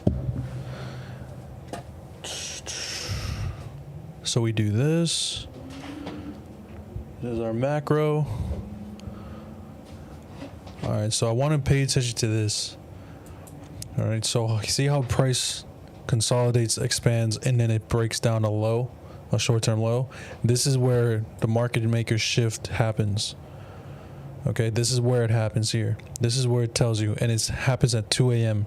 2 a.m. New York, 7 a.m. Europe time, London time. That's your London session, 2 a.m. If you look at your paper, London starts at 2 a.m. Okay, so starts at 2 a.m. As soon as 2 a.m. happens, boom, we start making the market maker shift. And then everything starts going down. So if you wanted to take some profit, I'd do it like right here. From this imbalance right here. Okay. And then price keeps going. So now let's go into New York, 7 a.m. All right, the 7 a.m. time. All right, so we start to consolidate. We got these highs. What makes it so that price wants to go up? All right. What was the telltale sign? See, I don't think you would be able to get in here after 9:30. To be honest with you, I don't think you'll be able to get in here. You just have to wait until 10 a.m. and then as soon as the 10 a.m. happens, and usually, as like I said, after 10 a.m., protraction phase, wait till the protraction, and then the manipulation, boom, and then you get all this. This is your money. So when price wants to manipulate you, it do this. It goes so fast and so quick that it doesn't even let you get a chance to get in there. So you wait till 10 a.m. So from 9:30 to 10 a.m. is your opening range gap. So you measure the high and the low between 9:30 and 10 a.m. And there's your indication of where you should be looking at. All right, so that's where it is. All right, so that's for Thursday, and then Thursday it went all the way down. So I went all the way up just to go all the way down. Structure. All right, that's good. That's really good. Okay, so now let's look at Wednesday.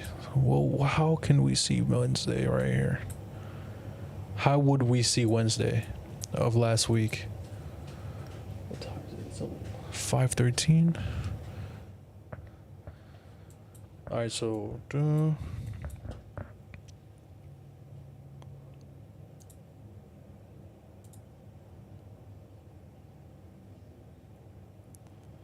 all right, so the low is here.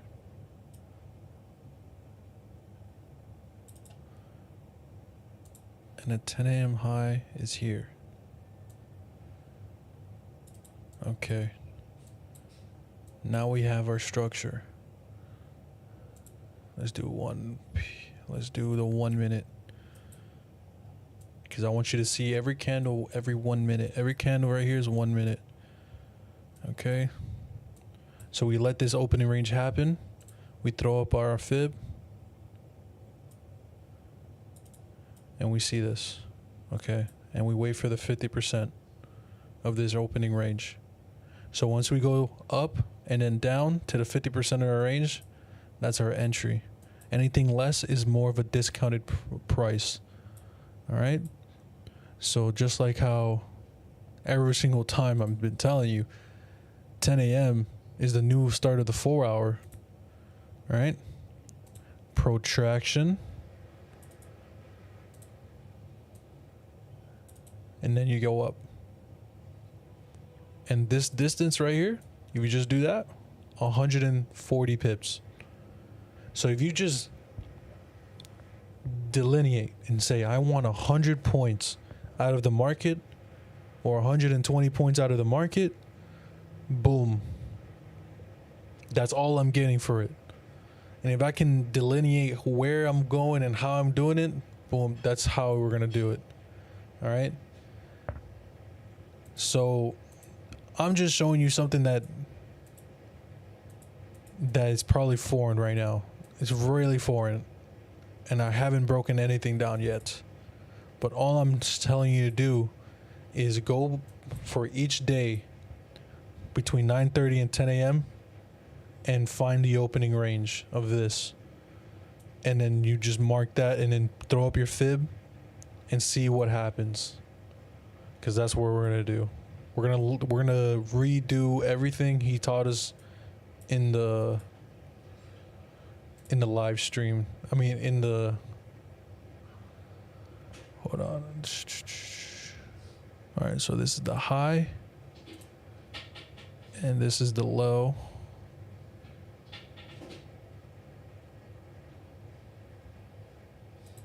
The high and the low, the opening range. All right, as you can see, nothing really happens except for this. We got this midpoint right here. So if we do this, boom, 50%.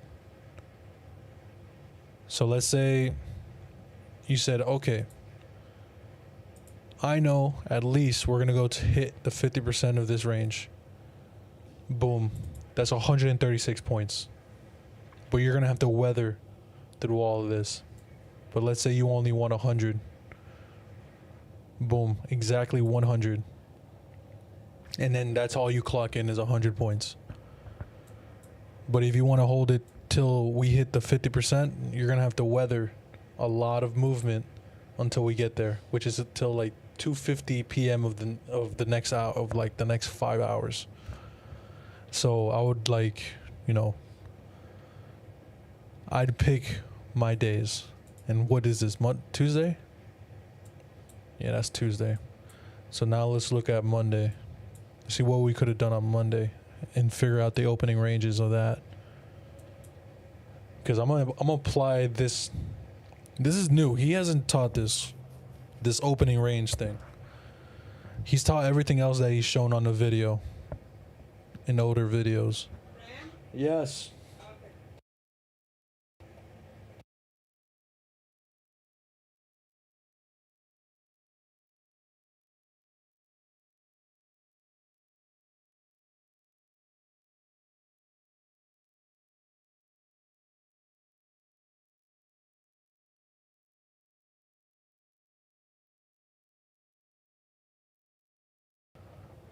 Okay, and then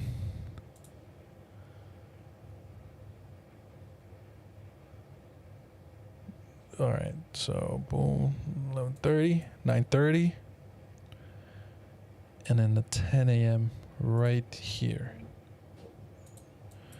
So this is the 10 a.m. right here. This is your range. Okay. Now we do this. Do the fib. Now you have to figure out after 10 a.m. where can we enter? Where can we enter? See, this is the manipulation here. And 8:30, we had a 4x enter. I mean, a 4x red folder. Sorry. So there was manipulation and orders here being built up from the 9:30, from the 8:30. Sorry. So we have the range here. We go below the range, which is liquidity. And as soon as we see this type of movement right here.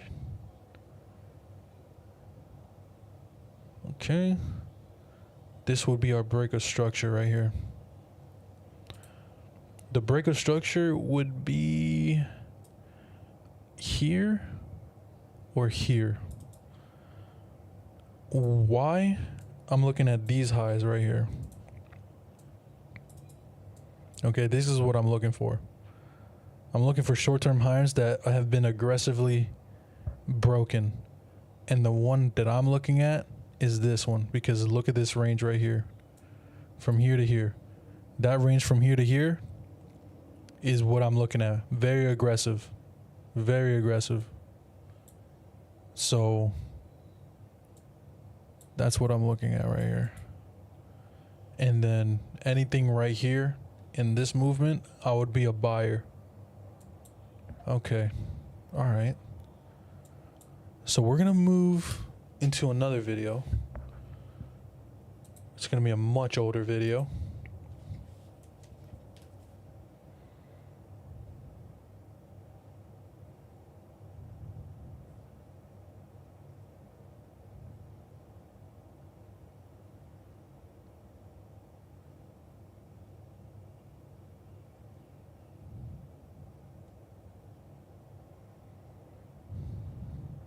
So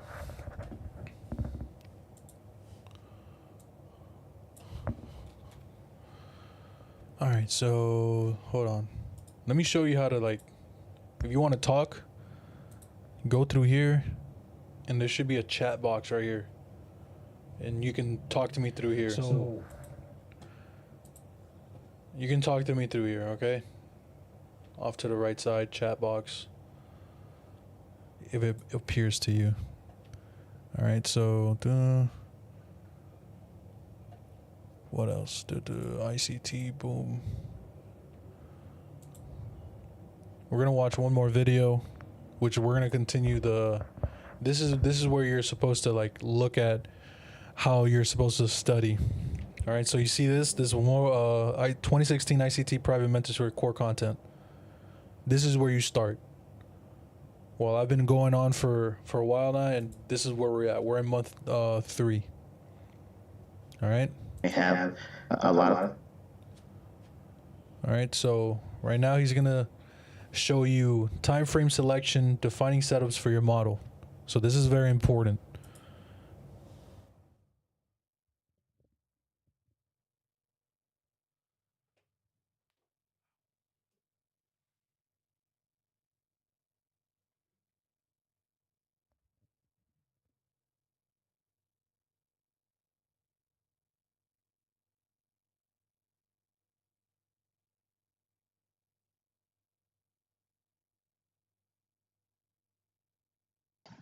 Okay, folks, welcome back. This is the first of 8 teachings in the 3rd month of the ICT mentorship.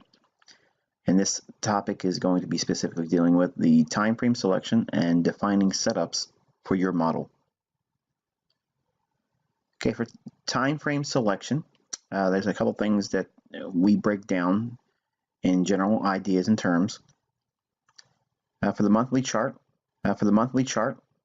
we use this for position trading. And for folks that are intraday intolerant, that means you can't do anything in lower time frames. The monthly chart is actually going to do a lot of assistance for your trading and your analysis. So don't be discouraged by the fact that I do a lot of intraday work and short-term trading. All right. Let's do this, man, because I want you to know something here, man. All right, I want you to know. We're going to delete everything that we made. I need you to start from monthly, weekly, daily. Okay? This is your monthly. This is the month of March, February, and then January. All right? And then as we continue with the core content, he's going to get into the quarterly shifts where it happens 3 to 4 months. And I need you to start looking at the whole thing in entirety. Okay? If we're bearish, which means we're going down, if we're bearish and we're going down, we're going to need to do the fib here. Okay, we're going to need to do the fib here. Go up and down. Okay. This is our range. This is the range that was created in November 2022 all the way to December 2024. Okay? 2 years. This is 2 years worth of movement. Okay? And from here, if you've been noticing that price likes to go to the 50%. Okay? As you can see with the green line. With that in mind, and the mind that we have, okay, if we're going to restructure price and rebalance everything, we need to go to the 50% or less. Okay? And I'm not telling you, I don't know what I'm going to tell you. I'm just going off the cuff. All right? And as we know that with my knowledge of the 4 years and how I've been trading, you need to know where is it likely to go. And the likeliness of the low to be made is down here. Okay? So when you're looking at the daily candles, this is you. This is you right now. When you're looking at the daily candles, you need to look at the highs and lows of the dailies.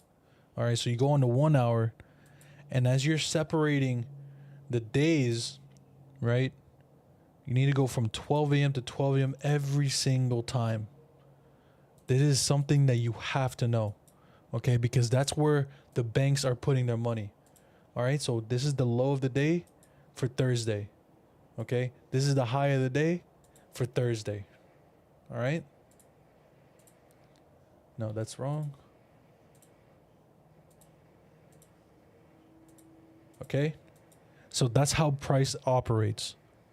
All right? Each day, high and low, is where it's going to be operated from. All right? As you can see right here, takes out the low. Now let's go to the next high of the day, low of the day, which is Wednesday. All right? Wednesday, low of the day, right here.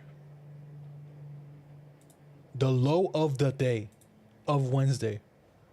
The high of the day of Wednesday. Okay?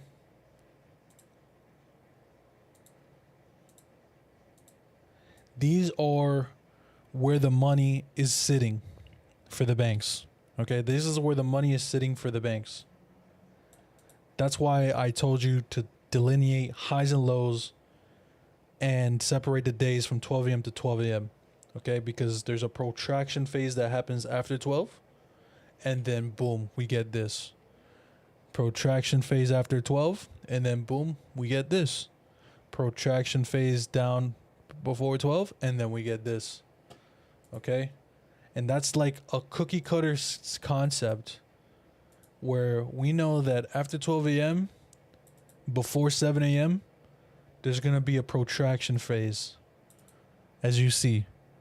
But this is only the mindset of a bullish mindset. This is a bullish mindset because your idea is we're going to go up. Your consumed idea is we're going to go up. So every single time 12 o'clock happens, I need to mark the open, which is here.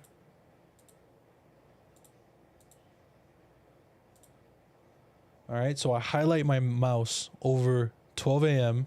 and I look off to the left right here and I see 20,083 and a half. So I go here, coordinates, and I make it as accurate as possible. Actually, let me make this line shorter.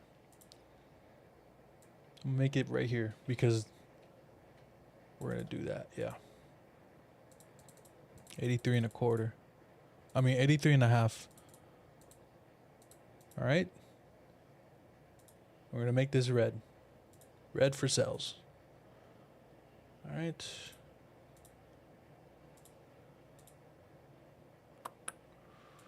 All right. And then boom, the open. It's right here.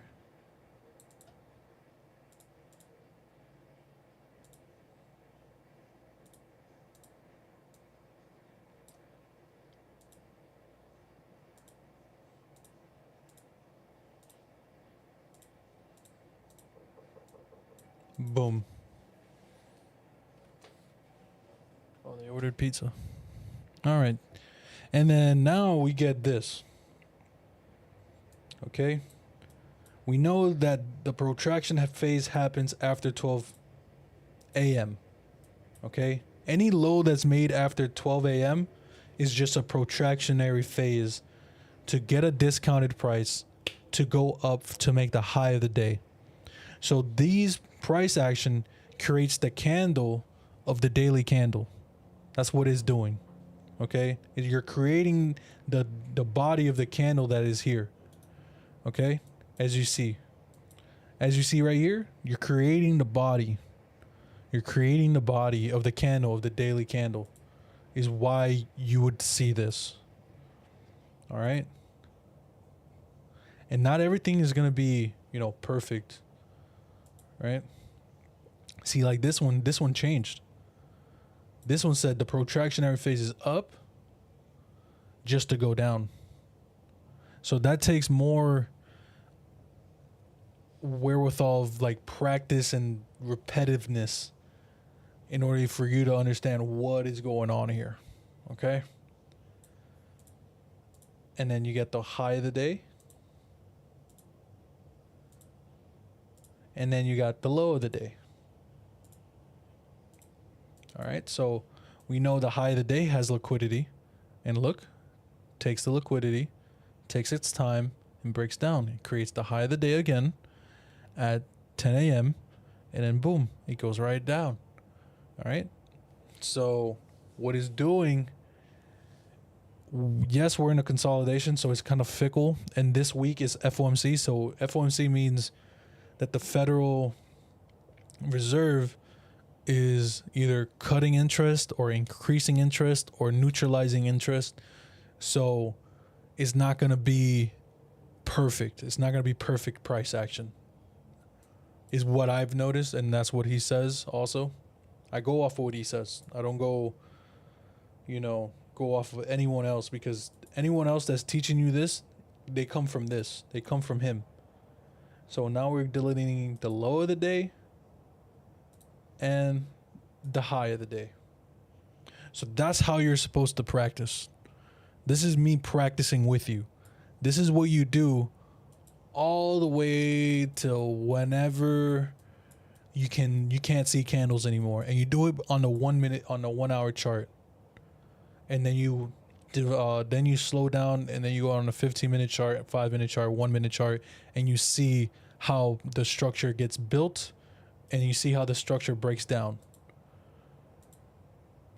You got your buy side, and then you got your sell side. Okay. So Monday's low was holding liquidity, and then it dramatically dropped, consolidated. We all know that consolidation means that it is holding price in one box in order to deliver again, which is the expansion. So it goes from consolidation, expansion, retracement, reversal, back into consolidation, back into expansion. Okay. And I'm going to show you that video right now, that specific video where he describes these motions that you're going to see in price. And I'm going to show you right now, which is the very first video you're ever going to see. Okay. This is the very first video, and he's going to show you why price delivers the way it delivers. And I need you to listen to his words and write down his words. Okay. Once you write down his words of what he's describing, that's when you start learning. This is the very first video. And since you're watching, I got you. So this is going to be the Kickstarter, where the Kickstart is boom. This is how price moves. And these things in these conditions is how price moves to the next level or the level below. All right. That's why I say consolidation, expansion, retracement, reversal. So when I see this,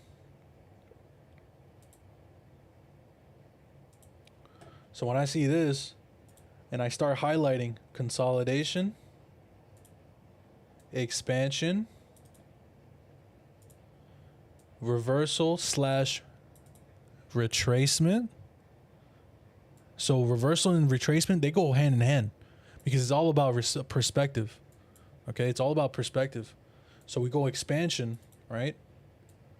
We go expansion, And then boom, we got a reversal / retracement down and back into the consolidation. As you can see, went back into the consolidation, back into reversal to take out the liquidity that was up here. All right. And then back into down, which is going to be a reversal again. You see, like this is where it gets confusing. You're like, yo, how do you know? Well, it's not even how I know. It's just what price data has already given me.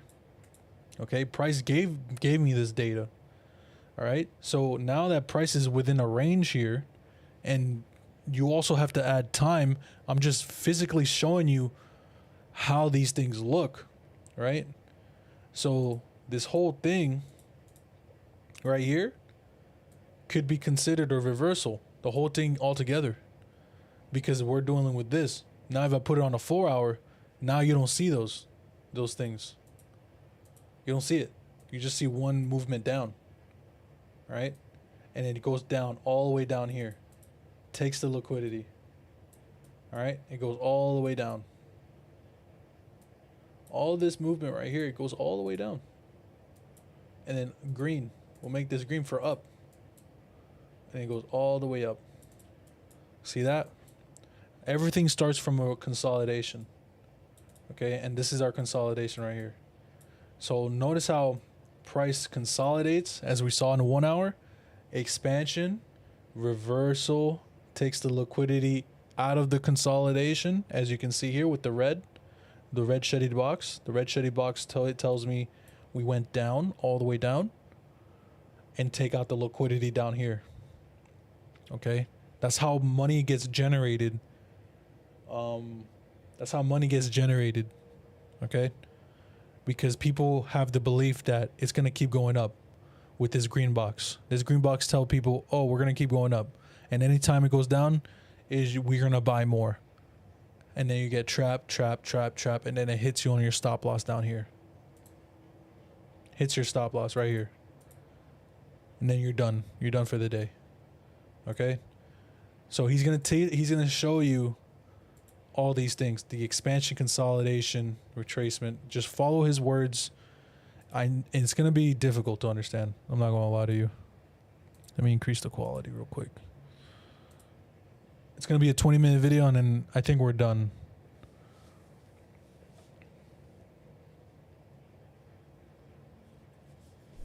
Okay, folks, welcome to the first teaching tutorial from the ICT monthly mentorship for month of September 2016. This is the first of 8. Each month you'll get 8 individual teaching tutorials that will complement the general theme for the month. This particular teaching is going to be elements to a trade setup. And as you probably noticed, this month so far, we've been focusing primarily on showing the consistency that's able to be delivered to you as a developing trader after you've submitted the time and you've done the work with the exercises and the content materials that we're going to be presenting to you. When we refer to elements to a trade setup, there's really just 2 primary concerns, and one is obviously context or framework surrounding the idea. In other words, what makes the idea favorable for a trade. It's not just simply, well, my indicator tells me this or my support and resistance level tells me that. There has to be something that builds a reason to want to do this trade. In my material, I'm going to be learning 4 specific principles, and we're going to be dealing with them in general terms, and then what we do in those conditions. What are we specifically pairing up with in terms of the ICT tools? The first one is going to be expansion. Okay, we're going to talk about expansion and what we look for in that condition. We're going to be talking about retracements and what tool or concept we used for retracements. Reversal. And it's true. These are just concepts. This is like a general idea of how to see price. It's a generalization. Okay, it's not a specific specific answer to your problem. Is a generalization is like a big picture type thing, which I just showed you was the big picture. how price gets delivered. So these are concepts to like visually see why price does what it does. And the last video was more of a detailed setting of time-based price action that he was explaining. And you need to know these concepts in order to understand why he's saying what he's saying. And lastly, from the last video, consolidation. Each one of these four give a specific framework and a context to the marketplace that you're going to be trading in. They can only be one of these four conditions. Either the market's going to be expanding, running away, in other words, trending, a retracement or pullback, altogether reversal, and obviously when the market's doing nothing, it's consolidating. But really, we all learned in the Market Maker series that there's really no such thing as the market doing nothing in consolidation. It's actually accumulating orders. Now, the other characteristic we use for defining elements to a trade setup is using these four criteria for context and framework to specific reference points in institutional order flow. The first one is order blocks. The second one is fair value gaps and liquidity voids, liquidity pools and stop runs, and lastly, equilibrium.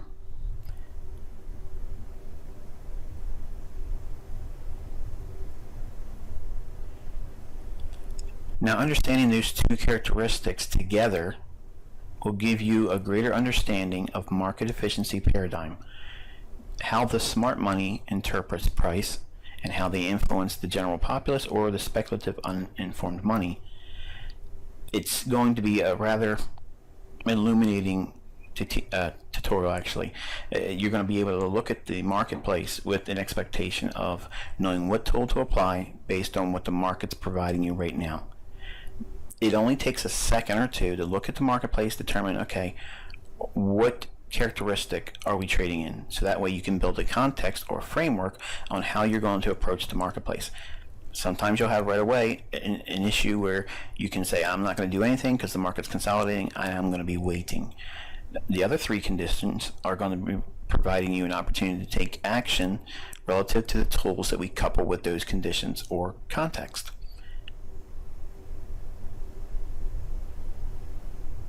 Now, the interbank price delivery algorithm, or what I always refer to as the algo or interbank algo, is the actual, basically artificial intelligence. It's a price engine that when we receive our price for our currencies, it's actually 90% done by electronic algorithms. So it's all computer based now. It used to be open outcry in the pits. But there's no longer an auction market. It's all AI. And it's based on the principles I've been teaching for about 7 years now. You're not going to learn these things because, number one, no one's going to believe that it exists. There is this movement away from human involvement with market making. It's become much more efficient to be electronically based. And these things are programmed by human beings, obviously, and those intelligence are limited. So while that is probably unsettling for some of you that are listening to this thinking, well, I thought I had a free market I was trading in, it's actually not. It's highly manipulated, especially in the foreign exchange, which is what we're primarily dealing with here, because of the nature of it being so manipulated. The fingerprints, if you will, are easy to see once you understand the operations and the conditions that the market maker interbank price delivery algorithm functions. So when the market does what it's doing, it gives you indications, it gives you fingerprints or clues as to what you should be expecting next. And that's where your anticipatory skills are going to be coming in. You're not going to know these things right away the first time watching this video. It may go over your head.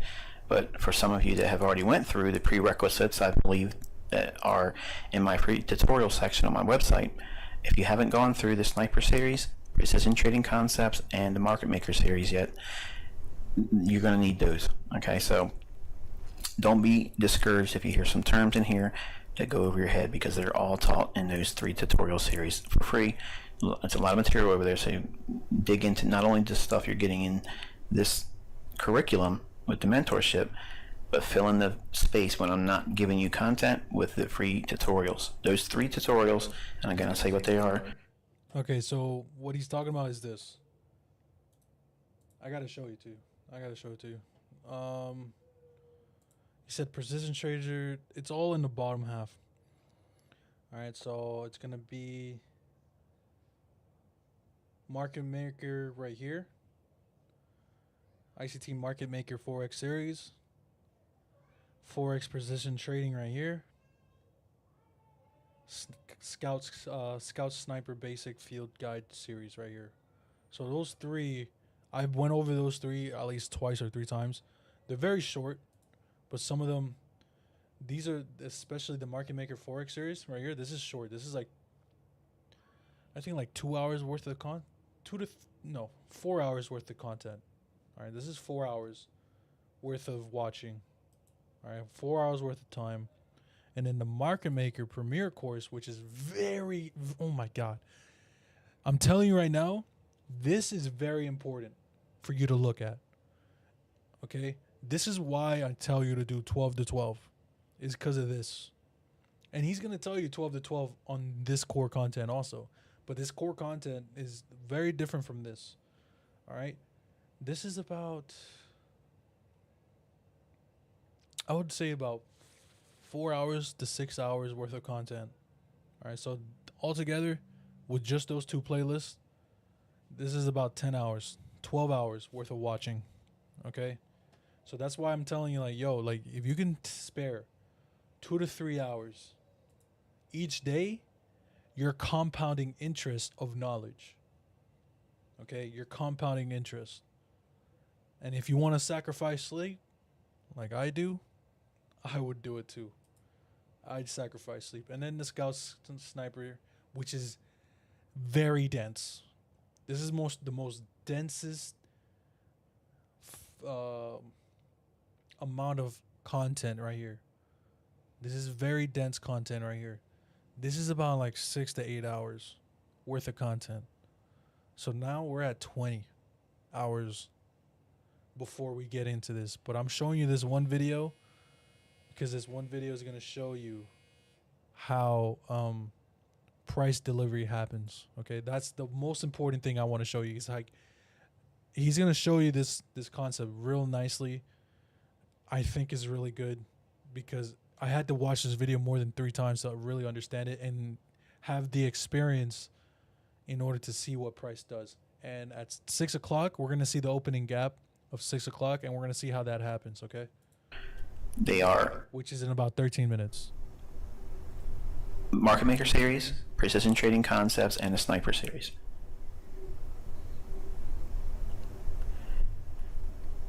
Okay, the interbank algo. Okay, obviously, there's... I need you to draw this. Draw this, and then as you're drawing it, listen to what he's saying. When he's like, okay, it goes from consolidation to expansion, and then it goes into retracement, or back into expansion, or it does this and that. And then draw the arrows of how he's saying it goes from where it switches to switch. Okay? Going to be times when the market goes sideways or it's in a consolidation, or what I refer to as a holding pattern. Now, when this happens, the market will be looking to do an expansion. Okay, so all markets start from a consolidation and move into an expansion. That means there's an impulse move or an impulse price swing. After that impulse swing, okay, either it goes back to a consolidation again, or it goes to a retracement. When the retracement happens, it goes back down into another level of expansion. Or after the expansion, it can go to a reversal pattern. After the reversal pattern, it'll see another retracement, then back to potentially a consolidation. These 4 conditions, they interchange throughout the ups and downs and ebbs and flow of the marketplace. You're only going to get one of these 4 conditions. Now, you probably... And I'm going to show you this. Let me expand this. This is how I wrote it down. Let's see if that clears up. You see that? You see where it goes 1, and then 2, and then 2 to 3, and then it goes to 4, and then back to 5. You see that? So that's how price gets delivered. Saying, okay, well, that's a lot. I need to know one of these things to make a trade. No, you just need to know where it's at right now, where it's likely to go, and where it came from. And over the course of the month of September, you're going to get a lot of understanding about how to know where the market's going to go next. And that's going to fill in a lot of the gaps that you've had with teaching directional bias ICT. The main thing is the consolidation begins with everything. All the moves that take place in the marketplace start from a measure of consolidation, because that's where the markets are building orders. So the market maker keeps the market in a tight range or a defined range until there's enough money on both sides of the upper and lower end of the range that's being defined by the consolidation. Whichever one has the highest amount of money to be absorbed, that's the direction it's going to move in. We don't always know what that is, but we wait for the expansion. When the expansion occurs, that's when we get the clue as to what the market is most likely going to be doing. And then we wait for either a retracement or another consolidation or a reversal. But we always wait for the first expansion. That gives us all the insight that we need to make a decision. Now, sometimes it may expand so far that we can't do anything with it. We have to wait for the retracement or the next consolidation. There's nothing wrong with that. It's all normal. You're not going to catch every move. The main thing is just understanding these 4 individual characteristics to a trade setup, because price is delivered by one of these 4 conditions. It can't be any other way. Now, what is expansion? Now, expansion is when price moves quickly from a level of equilibrium. Now, expansion couples directly with the tool of an order block. Now, what's the importance of knowing expansion? Well, when price leaves a level quickly, this indicates a willingness on the part of the market makers to reveal their intended repricing model. Now, what does that mean? Well, if we're in a consolidation, okay, or a point of equilibrium, if price were to move up quickly, that would give us an indication of looking for a bullish order block. We don't want to chase price. We're going to wait for price to come back down into the order block. Where is that going to occur? Well, what do we look for in price? The order block that the market makers leave near or at the equilibrium price point. So I know what you're thinking. Okay, Michael, this is already going over my head. Give me some examples. No problem. I'm going to show you that right now. As you can see here, there's a consolidation in the blue shaded area. Very clear defined consolidation. It's got a clear discernible high and low, and the equilibrium price point is directly in the middle of the high and the low end of that range. You can simply take the Fibonacci tool that you have in all your platforms, lay the fib from the high and the low in the general consolidation, find that midpoint, and you can check yourself also by looking at how many times the market touches up against it from below and from above it going down into, in other words, how many times it's touching and hanging around that level. Eventually, the market will move outside of the consolidation. You can see that impulse move in that tan shaded box. It moves away from the equilibrium price point, and then all we have to do is go back to the down candle right before that up move. That down candle or black candle I'm drawing a small little segment off of, that's the bullish order block. When the price comes back down into that and hits it, that's where we would be buying. And then obviously you can see it hits that level and expands to the upside over 100 pips just by using that simple principle. It repeats itself all the time. It's in price action all the time. And if you study just to the left of the consolidation we have shaded in blue, there's actually a consolidation in the sell side where the market broke down and came right back to the equilibrium price point again and then sold off. I'll leave that for your study now, but He's talking about this one. I can't really highlight it. He's talking about this. I don't know if you can see my mouse, but he's talking about this consolidation right here. He consolidates, and then boom, hits the midpoint of that consolidation, and then it goes all the way down into the consolidation you see right now. It happens all the time.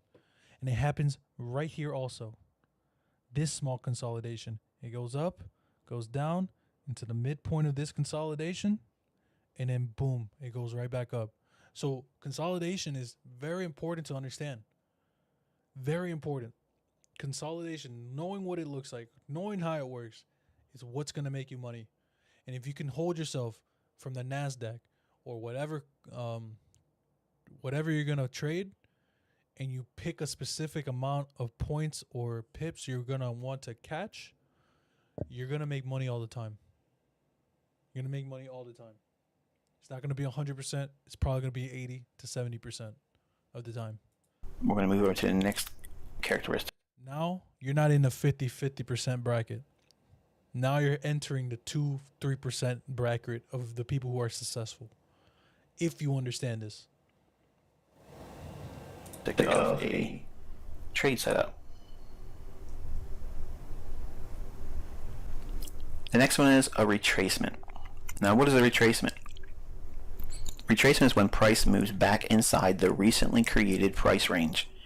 Now, years ago, I think it was in 2012, I did a webinar called Trading Inside the Range, and a lot of folks that were following me on one of the forums that is pretty popular on the internet, they went head over heels when they learned this simple principle of understanding how you can trade inside of a range, and it doesn't even have to break out, it doesn't have to trend. You can define the range by a high and a low and trade inside that range. And that was the beginning basis point of how I brought a lot of people from that forum into the understanding of an order block.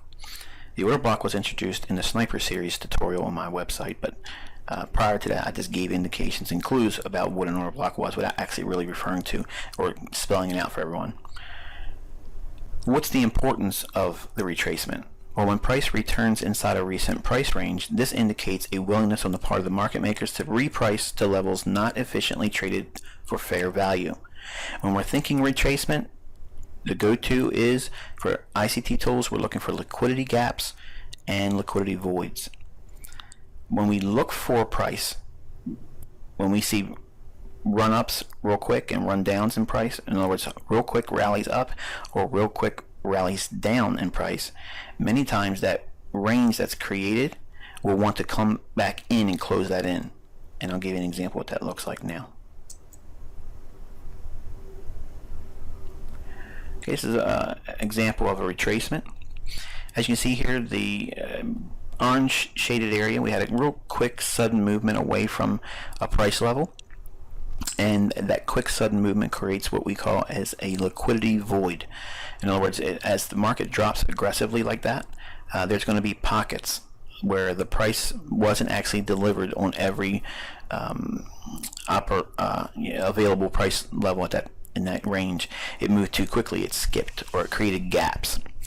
Well, what we'll do is we'll wait as a trader. We won't chase price. We'll wait and say, okay, well, there's going to be either an indication to get long and try to fill in that range, or we can wait for it to come all the way back up to it and fill in the liquidity void. Once it hits it, then it'll probably resume going lower.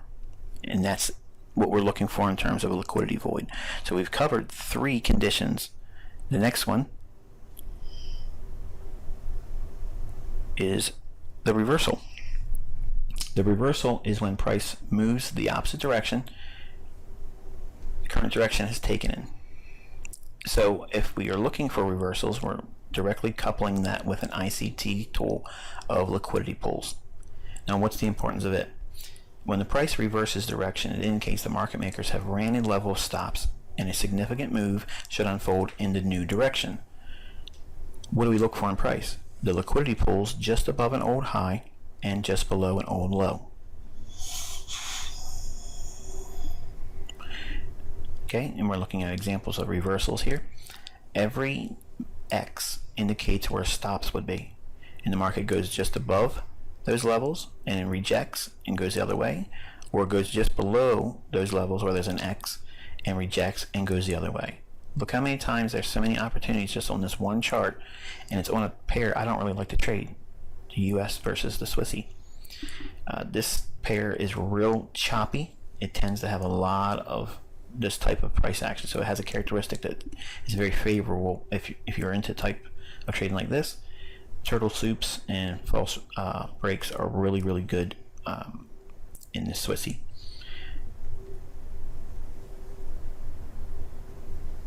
And lastly, we have consolidation. And when we're referring to consolidation, we're directly relating that to an ICT tool of equilibrium. What is consolidation? Consolidation is when price moves inside a clear trading range and shows no willingness to move significantly higher or lower. Now, what's the importance? When price consolidates, it indicates the market makers are allowing orders to build on both sides of the market. Expect a new expansion near term. Now, what do we look for in price? We're waiting for the impulse move or impulse swing in price away from the equilibrium price level that is found exactly in the halfway point of the consolidation range. And I'll show you an example of what that looks like. Here we see where we've identified a range defined specifically by the bodies of the candles, not the wicks. As you can see, price moves out in an expansive manner and then comes right back down to the equilibrium price point and then expands to the outside. By having an understanding of these specific characteristics and elements of trading a setup, you'll give yourself framework to first learn how to practice and study price action and eventually work towards understanding consistent setup discovery. And by utilizing the time with me on a daily basis, we'll be able to frame these characteristics and pull out specific elements to a trade setup by repetition, and by using the daily time with me where we can outline the elements of a trade setup. We'll be able to do all these things in a manner where you'll be able to retain it, make it yours. You'll be able to discover really what type of trader you're going to be, because one of these characteristics is going to be your bread and butter condition. Some of you will trust the equilibrium. Some of you will trust the order block. Some of you will look for the void or the liquidity gaps to trade into. Some of you will have one or two of these characteristics and you'll trade within those parameters. They'll frame your trades.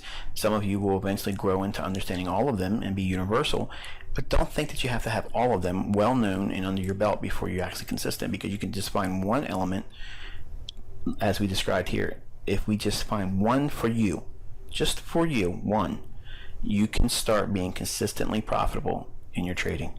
It only takes one setup. You know what context or framework you're going to trade in, couple that with an ICT tool, and then wait for those conditions. You're not going to get a trade every single day, but you can get a couple of them every single week. If you look at 4 major pairs with one condition or criteria, you'll find a trade every single day. But that's not what you're trying to do right now. You're going to grow into that over time.